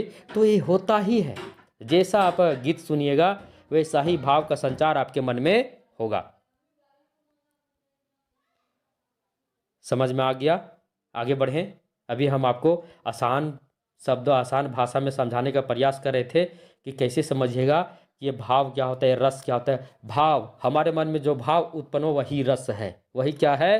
रस है और कुछ भी नहीं है। आप समझ जाइएगा तो आपको भाव पता चल जाएगा, और नहीं समझिएगा तो आपको भाव पता ही नहीं चलेगा। तो समझना भी पड़ेगा, यानी जब आप किसी काव्य को पढ़ेंगे या सुनेंगे तो उसका अर्थ समझ में आना चाहिए। नहीं आया तो कौन सा भाव है, कौन सा रस है, वो कभी नहीं आप बता पाएंगे। वर्तमान में जितने भी कविताएं आती हैं उसमें हमें एक दिक्कतें नहीं होती कि उसका भाषा इतना आसान होता है, क्योंकि हिंदी से ही जुड़ा हुआ होता है, तो हिंदी भाषा हमें समझ में जल्दी आती है, जिसके कारण हम भाव तुरंत जान लेते हैं। जबकि आप आदि काल में चले जाइए, रीति काल में चले जाइए, भक्ति काल में चले जाइए, उस समय जो भाषा थी वो हिंदी तो थी, परंतु जिस खड़ी बोली हिंदी का हम बात करते हैं वह खड़ी बोली हिंदी नहीं थी, जिसके कारण ब्रज भाषा, अवधी भाषा की जो कविताएं होती थी वे हमें समझ में नहीं आती थी। यही कारण है कि उसमें किस प्रकार का भाव है इसका पता भी नहीं चल पाता है। चलिए आगे बढ़ते हैं। अभी हम रस को पढ़ रहे थे, अब हम रस के अंगों को देखेंगे। कितने अंग हैं रस के तत्व या अंग? रस के तत्व या अंग, पहला है अस्थाई भाव, दूसरा है विभाव, तीसरा है अनुभाव और चौथा है संचारी या व्याभिचारी भाव। ध्यान देना, पहला है अस्थाई भाव, दूसरा है विभाव, तीसरा है अनुभाव और चौथा है संचारी या व्याभिचारी भाव। ये चार अंग हैं रस के। रस के कितने अंग हैं? चार। अस्थाई भाव, विभाव, अनुभाव और संचारी भाव। संचारी भाव को व्याभिचारी भाव भी कहा जाता है। ये चार अंग हैं, चार तत्व हैं। किसके? तो काव्य रस के। कितने तत्व हैं? तो चार तत्व हैं। आगे बढ़ते हैं, अब एक एक करके सबको देखते हैं। पहला है स्थायी भाव, क्योंकि रस में सबसे अधिक जो महत्वपूर्ण भूमिका स्थायी भाव का ही होता है, और इसी को हमें ज़्यादा अच्छा से पढ़ लेना, क्योंकि स्थायी भाव से ही हम पता कर पाते हैं कि इसमें, इस कविता में कौन सा रस है। यानी अस्थाई भाव सबसे महत्वपूर्ण है। रस अगर आप पढ़ रहे हैं, काव्य रस पढ़ रहे हैं, तो याद रखिए काव्य रस में सबसे महत्वपूर्ण जो है वह है अस्थाई भाव है। इसे आप अच्छा से पढ़ लेना। क्या है?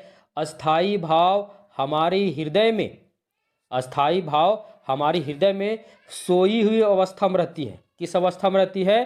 तो सोई हुई अवस्था में रहती है तथा परिस्थिति के अनुकूल जागृत होती है। अस्थाई भाव जो होती है वो हमारे हृदय में सोई हुई अवस्था में रहती है, लेकिन परिस्थिति के अनुकूल क्या होती है? जागृत होती है। जिस प्रकार की घटना हमारे सामने घटित होती है या होती है, उसी के अनुरूप अस्थाई भाव भी जागृत होती है। समझ में आया?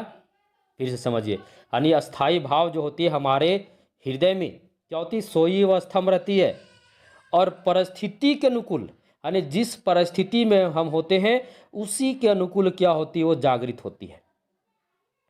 जैसे अभी हम आपको बता रहे थे, चले हमारे अभी हम कुछ नहीं है, अगर अभी हम देशभक्ति गाना गाना प्रारंभ किए तो हमारे मन से देशभक्ति का भाव जागृत होना प्रारंभ हो गया, तो वो था सोई हुई अवस्था में पहले था, जैसे ही गाना शुरू किए वो जागृत हो गया।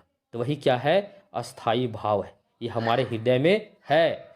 जिस परिस्थिति में हम जाते हैं वैसा ही अस्थाई भाव हमारे मन से क्या होता है? जागृत होता है। जिससे यहाँ देखिए, एक मरा जानवर को देखने पर, मान लीजिए आप रास्ते से जा रहे हैं और रास्ते में मरा हुआ जानवर पड़ा हुआ है, तो आपके सामने किस प्रकार का आपके हृदय में भाव जागृत होगा? घृणा का भाव। कैसा भाव? घृणा का भाव। उसे ईर्ष्या करेंगे, घृणा करेंगे, ऐसा होता है ना। तो क्या ये आप घर से चले थे उसी समय आप चले थे कि हमको घृणा का भाव रखना? नहीं, ये हमारे हृदय में सोई अवस्था में थी। जैसे हम मरे हुए जानवर को देखे ये जागृत हो गई, और जानवर को देखने के बाद एक कैसा एकदम आता है ना, आप जानवर को देखते तो आपको किस प्रकार का फीलिंग होता है, उस महसूस को समझिए, उस घृणा को समझिए। तो ये होता है जब हम मरा हुआ जानवर को देखते हैं। तो घृणा का भाव क्या हम पहले से लेकर चले थे? नहीं, परिस्थिति के अनुकूल जैसे ही मरे हुए जानवर को हम देखे तैसे हमारे हृदय से निकला। पहले तो सोई अवस्था में थी, जैसे जानवर को देखे तैसे हमारे हृदय से जागृत हो गई। यही है घृणा की भाव। तो ये हमारे हृदय की अस्थाई भाव है। क्या है? अस्थाई भाव है। और उदाहरण लेते हैं, अब यहाँ और उदाहरण है, मान लीजिए देशभक्ति फिल्म देखने पर या देशभक्ति गाना सुनने पर कैसा भाव जागृत होता है? उत्साह का भाव जागृत होता है। कैसा भाव जागृत होता है? उत्साह का। जब आप देशभक्ति फिल्म को देखते हैं, बॉर्डर को देखिएगा, तो आपके मन में उत्साह आएगा कि हम भी क्या बनेंगे, हम भी सेना बनेंगे और देश के लिए शहीद होंगे, देश की रक्षा करेंगे, ऐसा आपके मन में आता है। अब जब वो किसी देशभक्ति फिल्म को देखिएगा या देशभक्ति गीत को सुनिएगा, जब स्वतंत्रता दिवस, गणतंत्रता दिवस के पर जब देशभक्ति के गीत जब लगाए जाते हैं, है ना, जब साउंड में उसको बजाया जाता है, तो कैसा भाव होता है? जब उस गाने को सुनते हैं तो हमारे मन में एक देशभक्ति के भाव, उत्साह की भाव जागृत होती है कि हम भी अब देश के लिए कुछ करेंगे, हमारे जवानों ने, हमारे वीरों ने हमारे देश के लिए शहीद हो गए, हम भी देश के लिए कुछ ना कुछ करेंगे, देश की रक्षा करेंगे। इस प्रकार का भाव जागृत हो जाता है जैसे ही हम देशभक्ति फिल्म देखते हैं या देशभक्ति गाना सुनते हैं। होता है ना? निश्चित होता है। आगे देखिए, सर्प देखने पर, चलिए आप किसी रास्ते से जा रहे हैं, अचानक आपके सामने कोई सर्प दिख गया, पूरा विषैला सर्प, कैसा भाव जागृत होता है? भय, भय का भाव जागृत होता है ना? कैसा भाव जागृत होता है? तो भय का भाव जागृत होता है। चलिए इसको और उदाहरण लेते हैं। आप 4-5 लोग बैठे हुए, कोई भूत का कहानी सुनाना प्रारंभ कर दिया, बोला हम वहाँ भूत देखे थे, भूत जल रहा था, वाइट वाइट साड़ी में था, ऐसे लोग डराते हैं। जब इस तरह का भूत का कहानी जब सुनते हैं तो आपके मन में भय का संचार होता है। क्या ये आप पहले सोचे थे? नहीं, परिस्थिति के अनुकूल ऐसा होता है ना? आप जा रहे रास्ते में, अचानक अगर आपको सर्प दिख जाए, बिच्छू दिख जाए और आपके सामने से गुजर जाए, तब आपको कैसा लगा? और भी भय लगा, अरे बच गए, अभी काट देता, ऐसा होता है ना? तो ये है भय का भाव। ये भी क्या हुआ? परिस्थिति के अनुकूल, यानी जैसे हम सर्प को देखे तैसे हमारे मन में क्या आया? भय का भाव जागृत हो गया। आगे देखिए, प्रेम कहानी देखने पर, जिसे बोलते हैं लव स्टोरी, इंग्लिश में क्या बोलते हैं? Love story. यानी प्रेम कहानी फिल्म देखने पर क्या होता है? हमारे मन में रति का भाव जागृत होता है। रति जो है वो प्रेम से जुड़ा हुआ है ना? कैसा भाव जागृत होता है? तो रति का भाव जागृत होता है। और हमारे मन में क्या होता है? तो कोई अगर कोई प्रेमिका फिल्म देख रही है तो उसके मन में उसका प्रेमी आता है, और कोई प्रेमी फिल्म को देख रहा है तो उसके मन में कोई प्रेमिका आती है। तो ऐसा ही होता है, जब प्रेम कहानी देखेगा, लव स्टोरी फिल्म को देखेगा, तो रति का भाव जागृत हो जाएगा और आप उस फिल्म को देखते देखते आप अपने ख्यालों में खो जाएंगे। कहाँ खो जाएंगे? तो अपने ख्यालों में खो जाएंगे, प्रेम के ख्यालों में। ऐसा होता है ना? एकदम होता है। यही सब क्या है? कि अलग अलग भाव है। हम देखिए आपको एकदम ऐसा उदाहरण दे रहे हैं, उदाहरण से समझाने का प्रयास कर रहे हैं। समझिए ये सारे भाव जो है, घृणा के भाव, उत्साह का भाव, भय का भाव, रति का भाव, ये पहले हमारे हृदय में क्या था? तो सोई अवस्था में था। जैसे ही जिस परिस्थिति में गए वैसा हो गया। मरा हुआ जानवर देखे तो घृणा हो गया, देशभक्ति फिल्म देखे, देशभक्ति गीत सुने तो उत्साह का भाव आया, सर्प देखे तो डर गए, भय का भाव जागृत हो गया, और प्रेम फिल्म कहानी वाला फिल्म देखे तो कैसा हुआ? तो हमारे मन में प्रेम का भाव जागृत हो गया, रति का भाव जागृत हो गया। हमारे मन में प्रेमिका, जो प्रेमी देख रहे प्रेमिका का भाव, और कोई प्रेमिका देख रहे उसको, उसके मन में प्रेमी आ गया और उसी ख्यालों में खो गई। तो या फिर प्रेमी भी अपनी प्रेमिका के ख्यालों में खो गया। तो ये सारे भाव परिस्थिति के अनुकूल होता है। हमें उम्मीद है आपको बहुत ही अच्छा से समझ में आ रहा होगा, क्योंकि हम बोले थे आज हम रस को पढ़ेंगे, पूरे रसीले अंदाज में पढ़ेंगे। ऐसा क्लास आपको कहीं नहीं मिलेगा, क्योंकि हम पूरे रसीला अंदाज में आपको पढ़ाने के लिए आए हैं और आपको बहुत ही इंजॉय भी आ रहा होगा, क्या रस पढ़ रहे हैं। आगे बढ़ते हैं। ये तो बातें हो गई रस के बारे में समझने के लिए। अब आगे कुछ महत्वपूर्ण जिससे परीक्षा में सवाल आते हैं उसको भी देख लेना बहुत ही जरूरी है। क्लास को आगे बढ़ाने से पहले आपसे एक बार पुनः रिक्वेस्ट होगा, अरे भाई चैनल को सब्सक्राइब कर दो, चैनल को सब्सक्राइब कर दो। सब्सक्राइब करने के लिए आपको कोई पैसे नहीं लगते हैं, हम सिर्फ क्या करते हैं, हमारा हौसला बढ़ता है, हम आपके सामने एक से बढ़कर एक वीडियो लेकर आते हैं। तो चैनल को सब्सक्राइब करिए और बेल आइकन को क्लिक करना ना भूलना, क्योंकि यहाँ आपको हिंदी साहित्य से जुड़े बहुत ही महत्वपूर्ण वीडियो आते हैं। वीडियो क्लास के साथ साथ MCQ भी यहाँ कराया जा रहा है।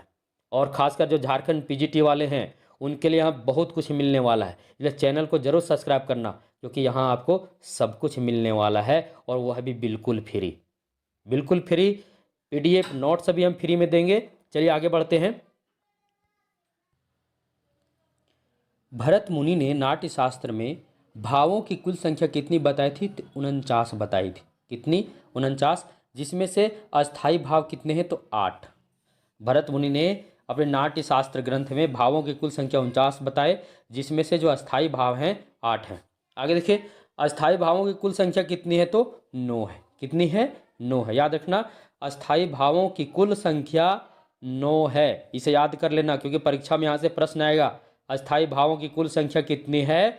9 है। कितनी है? 9 है। भरत मुनि ने अपने नाट्य शास्त्र में भावों की कुल संख्या कितनी बताई? तो 49। दोनों याद कर लेना, परीक्षा की दृष्टि से बहुत ही महत्वपूर्ण है। यहाँ आपको रस पढ़ा रहे हैं, रस का एंजॉय भी आपको लग रहा होगा, और साथ ही साथ उन चीज़ों को भी पढ़िए जिससे परीक्षा में प्रश्न आता है। तो दोनों याद हो गया। भरत मुनि ने नाट्य शास्त्र में भावों की कुल संख्या कितनी बताई? 49।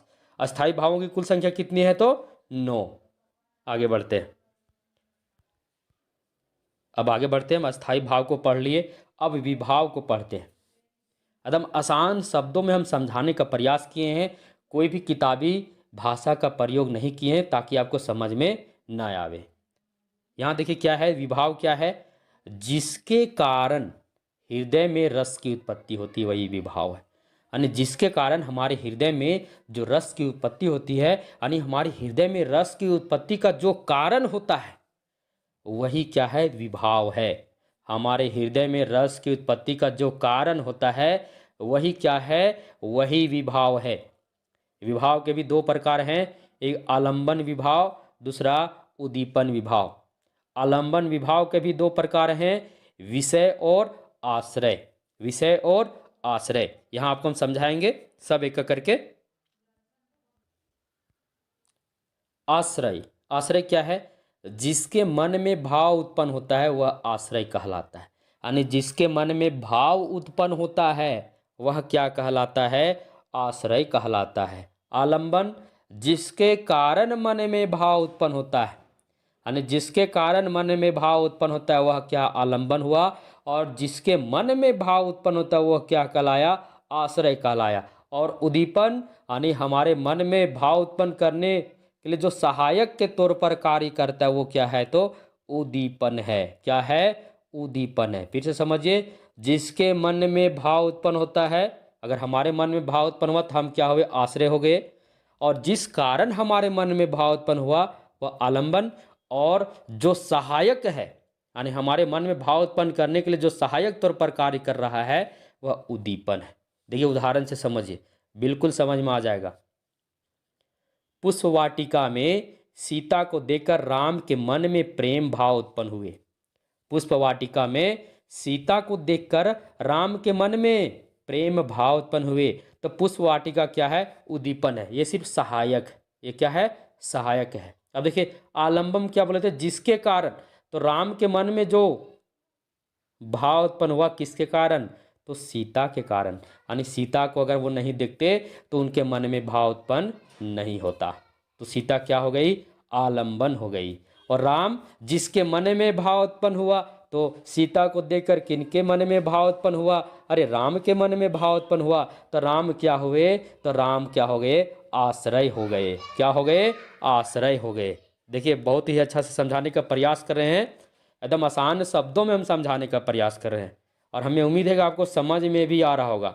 आश्रय क्या है? आलंबन क्या है? उद्दीपन क्या है? आश्रय जिसके मन में उत्पन्न हुआ, आलंबन जिसके कारण हुआ, और उद्दीपन जो सहायक तौर पर कार्य किया। यहाँ पुष्प वाटिका क्या है? तो राम के लिए सहायक है, क्योंकि वहाँ पर वो गए हुए थे फूल तोड़ने। वहाँ किसको देखे? सीता को देखे। तो सीता को देखते ही राम के मन में क्या हुआ? प्रेम भाव उत्पन्न हुआ। तो सीता कारण बनी, और जगह क्या था? सहायक जगह पुष्प वाटिका था। और किनके मन में भाव उत्पन्न हुआ? राम के मन में भाव उत्पन्न हुआ। तो राम क्या हुए? आश्रय हो गए। चलिए आगे बढ़ते हैं। हमको उम्मीद है कि आपको समझ में आ गया होगा। एक बार पुनः आपसे रिक्वेस्ट है कि आप भारतीय विजन क्लासेस चैनल को सब्सक्राइब कर देना, और सब्सक्राइब के अलावे बेल आइकन को भी क्लिक कर देना, क्योंकि यहाँ जो कुछ मिलेगा आपको कहीं नहीं मिलेगा, और यहाँ सब कुछ फ्री है। सब कुछ फ्री है और संपूर्ण तैयारी बहुत ही बेहतरीन तरीके से यहाँ कराई जा रही है। अतः आप भारतीय विजन क्लासेस को जल्द से जल्द सब्सक्राइब कर दें, सामने है उसे क्लिक करें, सब्सक्राइब हो जाएगा और बेल आइकन को भी क्लिक कर दें ताकि जब मैं वीडियो एक से बढ़कर एक लेकर आऊँ तो आपके सामने सबसे पहले चला जाए। चलिए आगे बढ़ते हैं। अब देखते हैं अनुभाव को। हम अस्थाई भाव देखे है ना, अब अनुभाव को देखते हैं। अनुभाव क्या है? इसके अंतर्गत आलंबन की चेष्टाएं आती हैं। इसके अंतर्गत क्या आती है? तो आलंबन की चेष्टाएं आती है। अभी आलंबन आपको बताए थे ना, क्या बताए थे बताइए? आलंबन जिसके कारण मन में भाव उत्पन्न होता है वही आलंबन होता है। तो जिसके अंतर्गत आलंबन की चेष्टाएं आती है, जैसे हंसना, मुस्काना, इशारा करना इत्यादि। अब यहाँ देखिए अनुभाव के कुछ भेद भी हैं। कायिक, वाचिक, आहार्य, सात्विक। कायिक के संबंध शरीर से होता है, यानी शरीर के हरकतों द्वारा कोई व्यक्त भाव होता है उसे क्या कहते हैं? उसे कायिक कहते हैं। शरीर के हरकतों द्वारा, जैसे इशारा करना, माथा हिलाना, शरीर की हरकत है ना, शरीर का हरकत हो रहा है, इशारा करना, माथा हिलाना, तो ये कायिक हो गया। क्या हो गया? ये कायिक के अंतर्गत आ गया। कायिक किसके अंतर्गत आता है? अनुभाव के अंतर्गत आता है। अब वाचिक देखिए, वाची वाचन यानी बोलना, बोलकर अभिव्यक्त जो भाव होता है उसे क्या कहते हैं? वाचिक कहते हैं। जैसे I miss you, I miss you. प्रेमी प्रेमिका कैसे बोलती है? I love you. तो ये दोनों क्या है? ये दोनों वाचिक है। क्या है? वाचिक यानी बोलकर हम भाव को उत्पन्न कर रहे हैं। फिर देखिए आहार्य। आहार्य यानी अलंकारों से व्यक्त भाव। कैसा भाव? अलंकारों से व्यक्त भाव। जब किसी अलंकार, किसी सौंदर्य को देखने के बाद हमारे मन में भाव आ जाता है वह क्या कहलाता है? आहार्य। और एक है सात्विक। इन भावों पर हमारा वश नहीं चलता है। ये ऐसे भाव होते हैं जिस पर हमारा वश नहीं चलता है। आगे बढ़ते हैं।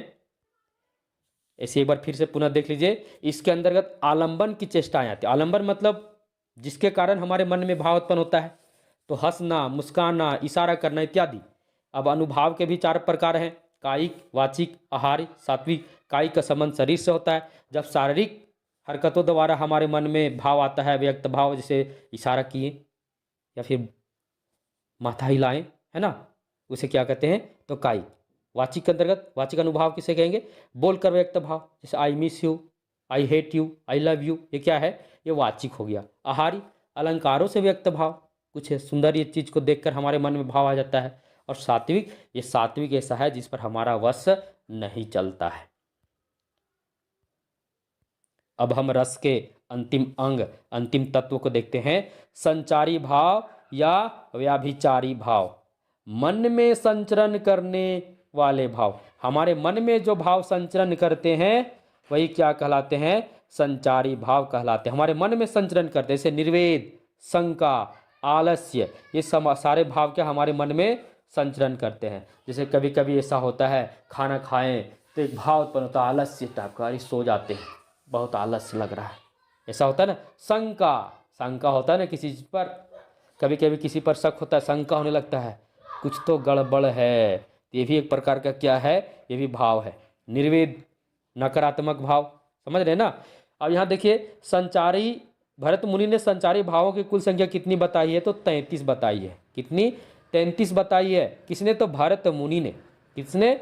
भरत मुनि में।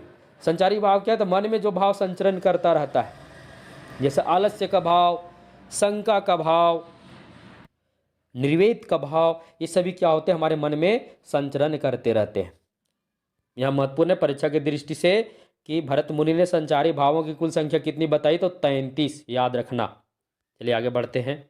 अभी हम देख रहे थे रस के जितने भी अंग हैं, हम अस्थाई भाव को देखे, विभाव को देखे, अनुभाव को देखे और संचारी या व्याभिचारी भाव को देखे। अब आगे चलते हैं, आगे हम बढ़ते हैं और आगे क्या पढ़ते हैं? तो रस के प्रकार। क्या पढ़ते हैं? रस के प्रकार को पढ़ते हैं। रस के कुल 11 भेद हैं। रस के कितने प्रकार हैं? तो कुल 11 प्रकार हैं या 11 भेद हैं। एक एक करके देखते हैं। पहला है श्रृंगार रस। कौन सा है? श्रृंगार रस। इसका स्थायी भाव क्या है? तो रति है, यानी प्रेम है। क्या है? प्रेम है। अब श्रृंगार रस में भी देखिए दो प्रकार का होता है, एक संयोग श्रृंगार होता है और एक वियोग श्रृंगार होता है। इसको समझिएगा। सबसे पहले समझिए श्रृंगार रस। अपने प्रिय के संबंध में, अपने प्रिय के संबंध में मन में जो उत्पन्न प्रेम भाव होता है वही श्रृंगार है। अब श्रृंगार जो रस है ये दो प्रकार के होता है। इसमें जो अस्थाई भाव क्या है, तो श्रृंगार रस का स्थायी भाव रति है या प्रेम, याद रखना, परीक्षा में प्रश्न यही से बनता है। श्रृंगार रस का स्थायी भाव क्या है, तो रति है या प्रेम है। यहाँ देखिए श्रृंगार जो होता है दो प्रकार के, संयोग श्रृंगार और वियोग श्रृंगार। संयोग में जब प्रेमी, हम समझाते हैं, जब प्रेमी प्रेमिका मिलते हैं, जब प्रेमी प्रेमिका आपस में मिलते हैं और मिलने के बाद उनके मन में जिस प्रकार का प्रेम उत्पन्न होता है, जिस प्रकार का प्रेम भाव उत्पन्न होता है, जिस प्रकार का रति उत्पन्न होता है मिलने के बाद, ध्यान देना, संयोग का मतलब होता है मिलना। मिलने के बाद अगर इस प्रकार का भाव होता है, या फिर एक दूसरे से मिलने के बारे में सोचते हैं, प्रेमी अपनी प्रेमिका के बारे में सोचता है और प्रेमिका अपने प्रेमी के बारे में सोचती है, तो वहाँ क्या होता है, संयोग होता है। जब प्रेमी प्रेमिका मिलने के बाद उनके मन में जिस प्रकार का भाव उत्पन्न होता है उसे क्या कहते हैं, उसे कहते हैं संयोग श्रृंगार। समझ में आया? जैसे में किसी का विवाह होता है, विवाह के समय क्या होता है, विवाह के समय मिलने के लिए, है ना, ऐसा होता है, मिलने के लिए दोनों में बेताबी होती है। वो एक प्रकार का क्या है, तो संयोग है। क्या है, संयोग, उसे श्रृंगार कहेंगे, क्योंकि दोनों में जो पीड़ापन है, जो बेताबी है, वो मिलने के लिए हो रही है। जो प्रेम है वो मिलने के लिए है, दोनों बेताब ही मिलने के लिए, उसे संयोग कहेंगे। जैसे यहाँ है, राम को रूप निहारती जानकी, है ना, कंगन के नग की पर छाही, यानी यहाँ राम के रूप को, यानी प्रभु श्री राम के रूप को निहार रही है कौन, जानकी यानी सीता, माता सीता।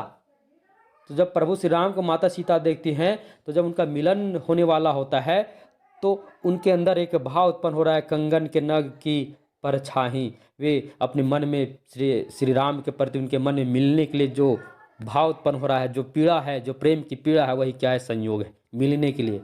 दूसरा है वियोग।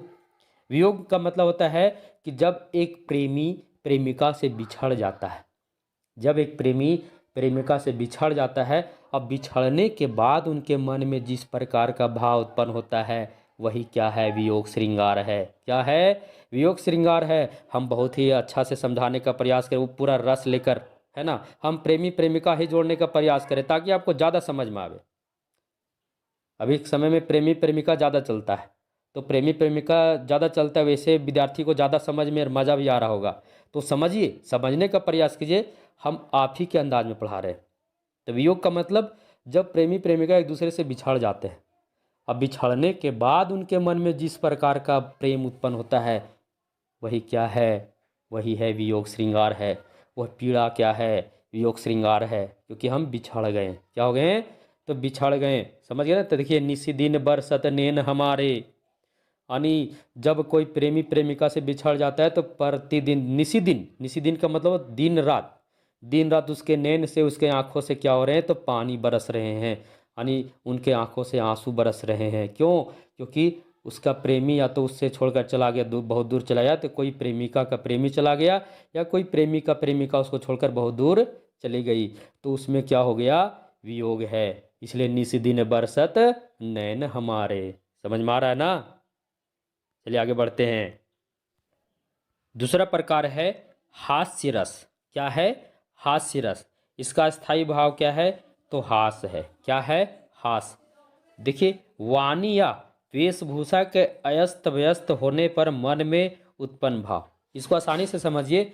जब हम किसी कविता को पढ़ते हैं और पढ़ने के बाद हमारे मन में एक हंसी आती है ना, कभी ऐसा होता है कुछ गाने को पढ़ने के बाद हंसी, सुनने के बाद थोड़ा सा हंसी आती है।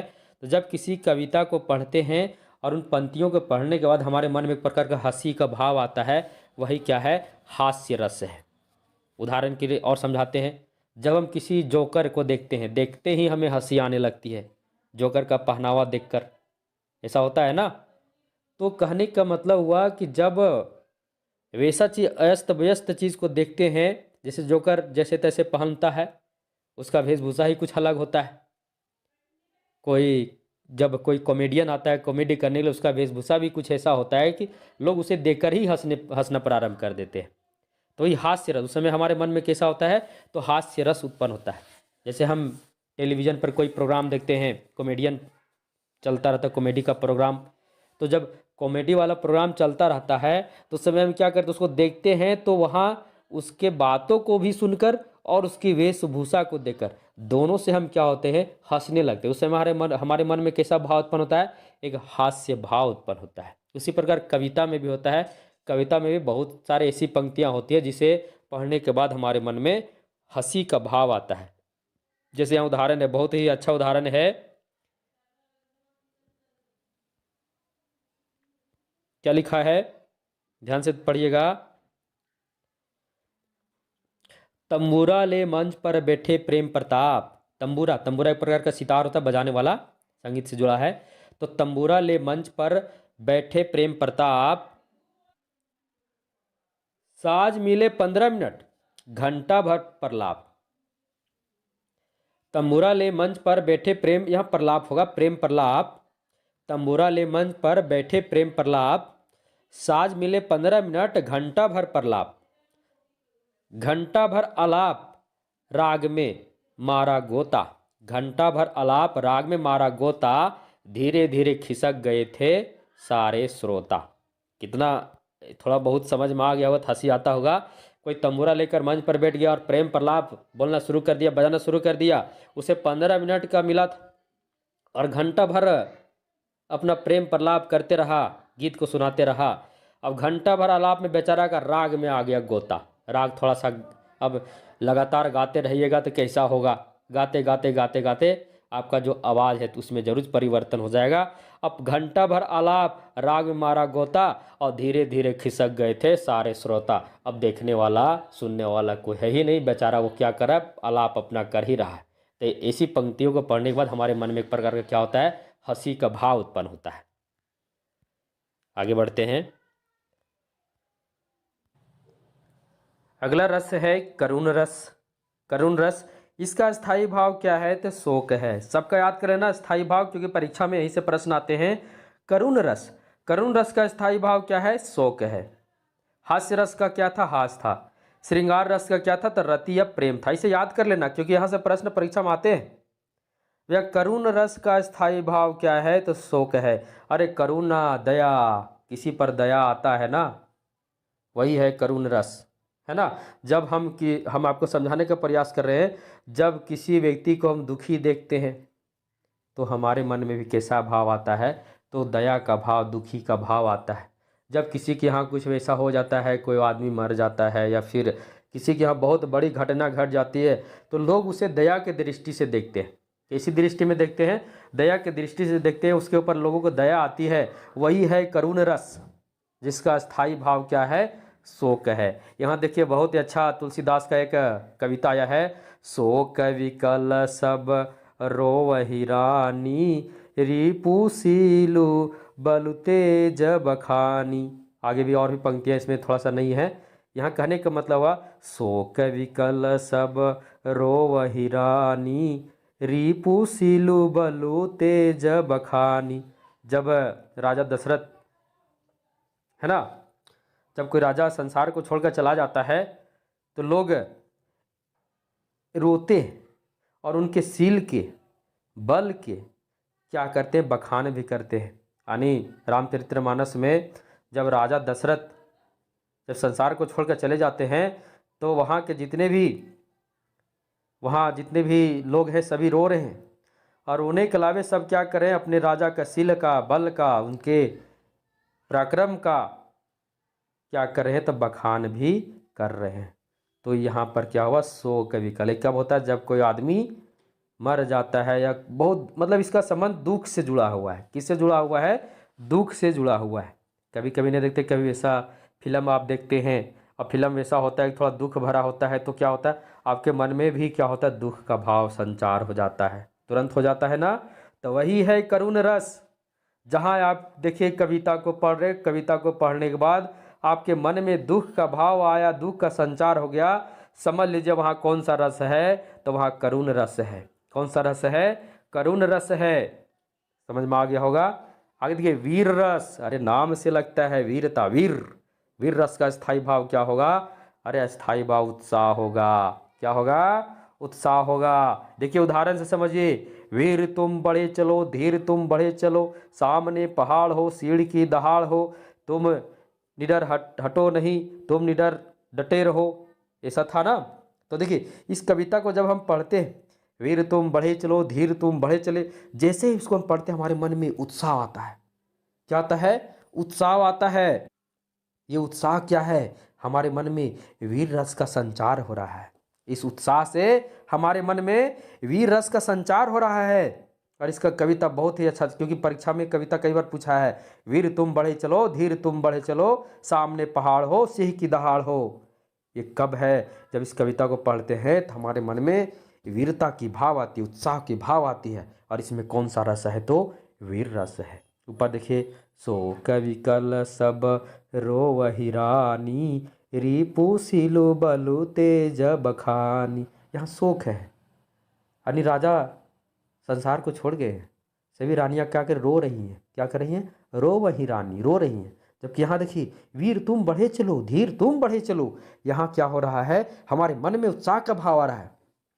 और इसी कविता को हमें ऐसे नहीं पढ़ना है, वीर तुम बढ़े चलो, धीर तुम बढ़े चलो, ऐसे नहीं पढ़ना है। इस कविता को कैसे पढ़ेंगे? वीर तुम बढ़े चलो, धीर तुम बढ़े चलो, सामने पहाड़ हो, सिंह की दहाड़ हो। अरे हमारे मन में उत्साह का भाव होना चाहिए, वैसे पढ़ना चाहिए। समझ में आ गया? आगे बढ़ते हैं। अगला रस है रौद्र रस। रौद्र रस का स्थायी भाव क्या है? तो रौद्र रस का स्थायी भाव है क्रोध। क्या है? क्रोध। संसार देखे अब हमारे, शत्रु रण में मृत्यु पाए पड़े। संसार देखे अब हमारे, शत्रु रण में मृत्यु पड़े। ये क्रोध का भाव है। कैसा भाव है? क्रोध का भाव है। और ये कौन सा रस है? तो रस है रौद्र रस है। रौद्र रस का स्थायी भाव क्या होगा? क्रोध होगा। वीर रस का स्थायी भाव क्या होगा? तो उत्साह होगा। करुण रस का स्थायी भाव क्या होगा? तो करुण रस का स्थायी भाव शोक होगा। चलिए आगे बढ़ते हैं। अगला रस है भयानक रस। अरे भयानक अस्थाई भाव डर। जब हम किसी भयानक चीज को देखते हैं तो हमारे अंदर में डर उत्पन्न हो जाता है। और रात्रि के समय आप जा रहे हैं, अगर आपको सफ़ेद साड़ी पहने कोई भूतिया दी गई तो कैसा लगेगा? आपके मन में डर का भाव आ जाएगा, अरे भयानक चीज़ देख लिए। ऐसा होता है ना। कभी कभी आप भयानक सपना देखते हैं, सोए हुए हैं, भयानक सपना देख रहे हैं, डरावना, तो आपको कैसा होता है? आपके मन में भय का संचार हो जाता है। अरे हर किसी के साथ हुआ है। जब आप कोई डरावना सपने को देखते हैं तो आपको क्या होता है? आपके मन में भय का संचार होता है। तो भयानक रस का स्थायी भाव क्या है? भय है। उधर गरजती सिंधु लहरियां कुटिल काल के जालों से। अरे उधर सिंधु की लहरियां तो गरज रही हैं। कुटिल काल, काल, काल मतलब समझ रहे, काल जो हमारे ऊपर काल, समझ रहे ना, काल जिसे लोग डरते हैं। अरे काल आएगा, हमें क्या करेगा? मार कर उठा कर ले जाएगा। काल से तो सब डरते हैं, काल से सब डरते हैं। अरे यमराज से कौन नहीं डरता? यमराज को ही तो काल कहा जाता है। तो काल से कौन नहीं डरता है?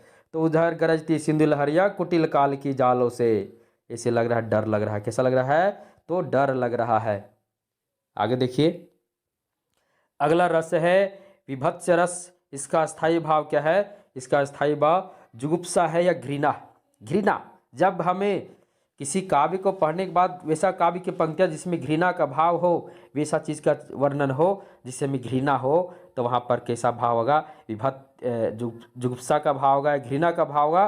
और रस कौन सा होगा? तो विभत्स रस होगा। जैसे अब चिल्ह नोची ले जात तुच्छ मोद, मठियो सबको हियो। जब चिल किसी चीज़ को नोच नोच कर खाती है, ले जाती, तो कैसा लगता है? अरे बोलते ही हमको ऐसा लग रहा है कि चिल, जब देखते नहीं कभी कोई जानवर वगैरह मर जाता है तो उसके सामने कितने सारे चिल मंडराते हैं, उसको, उसका मांस को खाते हैं, कैसा लगता है? या फिर आपको तो बताए थे, जब रास्ते में जा रहे हैं और जाते वक्त आपको रास्ते में कहीं मरा हुआ कोई जानवर दिख जाए, कैसा भाव होगा? तो घृणा का भाव होगा, होगा ना। तो चिल है नोची ले जात तुच्छ मोद, मठियो सबको हियो।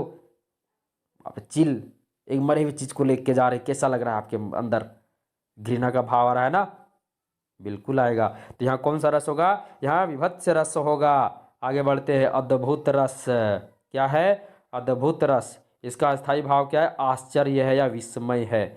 भयानक रस, इसका भय, भयानक चीज कब होता है? जब कोई डरावना चीज को देखते हैं। अद्भुत कब? जब कोई वैसा चीज को देखते हैं जिसको देखने के बाद हमारे मन में आश्चर्य होता है, विस्मय होता है। उसे क्या कर, वहाँ कौन सा रस होगा? अद्भुत रस होगा। कौन सा रस होगा? तो अद्भुत रस होगा। जैसे कभी कभी होते हैं कि गांव वाले लोग जब किसी बड़े शहर में जाते हैं तो अचानक वे बहुत सारे बड़े बड़े ऊंचे बिल्डिंग देखते हैं तो उनके मन में एक आश्चर्य विस्मय आता है, बाप इतना बड़ा बड़ा बिल्डिंग, इतना बड़ा बड़ा घर। लोग सोचते रह जाते हैं, क्योंकि गांव वाले अगर जब टाउन में ऐसा होता है तो उसके मन में भय का भाव, भयानक रस नहीं है, अद्भुत रस है, आश्चर्य की भाव आ रही है। कैसी भाव आ रही है? आश्चर्य की भाव। जैसे है, देख यशोदा शिशु मुख में सकल विश्व की माया। देख यशोदा शिशु मुख में सकल विश्व की माया। जब माता यशोदा कृष्ण को यमुना तट पर ले गए थे, जब कृष्ण जी अपने मुख में क्या कर रहे थे, तो वहाँ जितने भी मिट्टी के धूल कण थे उसे क्या कर रहे थे? खा रहे थे ना। तो माता जैसे सुनी तैसे दौड़ के गई, उसे मुंह खोलने के लिए बोली। जब श्री कृष्ण उस समय शिशु में थे ना, शिशु अवस्था में, शेषावस्था में, जब वे अपने मुख को खोलते हैं तो माता यशोदा को क्या दिखता है? पूरा संसार दिख जाता है। अब माता यशोदा क्या होती है? तो आश्चर्य में पड़ जाती है। अद्भुत रस। कौन सा रस? अद्भुत रस। समझ में आ रहा है ना? चलिए आगे बढ़ते हैं। अगला रस है शांत रस। शांत रस का स्थायी भाव क्या है? निर्वेद है। क्या है? निर्वेद है। मन रे तन कागद का पुतला, एकदम शांति जैसा लग रहा है ना? शांति जैसा। जहाँ कविता के एकदम आपको शांत सा अनुभव हो, तुरंत समझ लीजिए यहाँ कौन सा रस है? शांत रस है। शांत रस का स्थायी भाव क्या है? तो निर्वेद है, याद रखना। शांत रस का स्थायी भाव क्या है? निर्वेद है। आगे देखिए, वात्सल्य रस। वात्सल्य रस, इसका वात्सल्य भाव क्या है? तो वात्सल्य रति है। ऐसी वात्सल्य रस और भक्ति रस, इसका स्थायी भाव क्या है? अनुराग रति है। ये दोनों क्या है? तो श्रृंगार रस के ही अंग हैं। श्रृंगार रस के ही इनको भाग माना जाता है। वात्सल्य रस और भक्ति रस को भी क्या माना जाता है? तो श्रृंगार रस का ही भाग माना जाता है। परंतु वर्तमान में जो है, वर्तमान में आचार्यों ने इसे भी क्या एक अलग रस माना है। तो रसों की संख्या भी कितनी हो गई? 11। लेकिन रसों की कुल संख्या पहले कितनी थी? तो 9 ही थी, परंतु अभी कितना हो गई? 11 हो गई। यानी वात्सल्य रस और भक्ति रस मिलकर कितना? 11। अब वात्सल्य रस का स्थायी भाव क्या है? तो वात्सल्य रस का स्थायी भाव वात्सल्य रति है। वात्सल्य अर्थात समझिए, जब किसी बच्चे को देखने के बाद हमारे मन में उस बच्चे के प्रति जो भाव उत्पन्न हो जाता है, जो बच्चे के प्रति जो प्रेम भाव उत्पन्न होता है, उसे क्या बोलते हैं? वात्सल्य रस कहते हैं। जैसे एक माता का अपने पुत्र के प्रति किस प्रकार का प्रेम होता है? तो वात्सल्य प्रेम होता है। कैसा प्रेम होता है? वात्सल्य प्रेम होता है। उसमें कौन सा रस कहेंगे? वात्सल्य रस कहेंगे। लेकिन एक प्रेमी प्रेमिका का जो प्रेम होता है वो क्या है? श्रृंगार रस से जुड़ा हुआ है। जबकि माता और पुत्र का जो प्रेम है वह श्रृंगार रस से नहीं जुड़ा हुआ। कौन सा रस से जुड़ा हुआ है? तो वात्सल्य रस से जुड़ा हुआ। याद रखना, वात्सल्य रस में क्या होता है? माता एक छोटे से बच्चे के प्रति जो प्रेम उमड़ता है वही क्या है? वात्सल्य रस है। जैसे बाल दशा सुख देखी यशोदा पुनि पुनि नंद बुलावती। यहाँ नंद का भी चर्चा है, यशोदा का भी चर्चा है। अब बाल दशा सुख देखी, यानी बाल दशा, किनका बाल दशा था? अरे श्री कृष्ण के बाल मुखड़े को देखकर यशोदा देख रही हैं, और उधर बार बार नंद जी क्या कर रहे हैं? उनको बुला रहे हैं, है ना? तो कहने का मतलब है कि इसमें कौन सा रस है? तो एक बच्चे के प्रति प्रेम का भाव है। अब हमको बताइए, वात्सल्य रस का सम्राट किनको कहा जाता है? तो वात्सल्य रस का सम्राट सूरदास को कहा जाता है, क्योंकि सूरदास के अधिकतर रचनाओं में श्री कृष्ण के बाल लीलाओं का वर्णन बहुत ही मनोहरी रूप में किया गया, इसीलिए उनको वात्सल्य रस का सम्राट भी कहा जाता है। किन्हें? सूरदास को। आगे देखिए, अंतिम रस है भक्ति रस।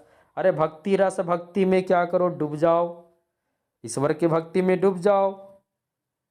तो इसका अस्थाई भाव क्या है? अनुराग रति है। जैसे राम जपो जपो राम जपो, रे भाई राम जपो, भक्ति में डूब गए ना, भक्ति में डूब गए। राम जपो रे भाई राम जपो, राम को जप रहे हैं, भक्ति में डूबे हुए हैं। जब भक्ति गाना सुनते हैं तो हमारे मन में कैसा भाव आता है? तो भक्ति का भाव आता है।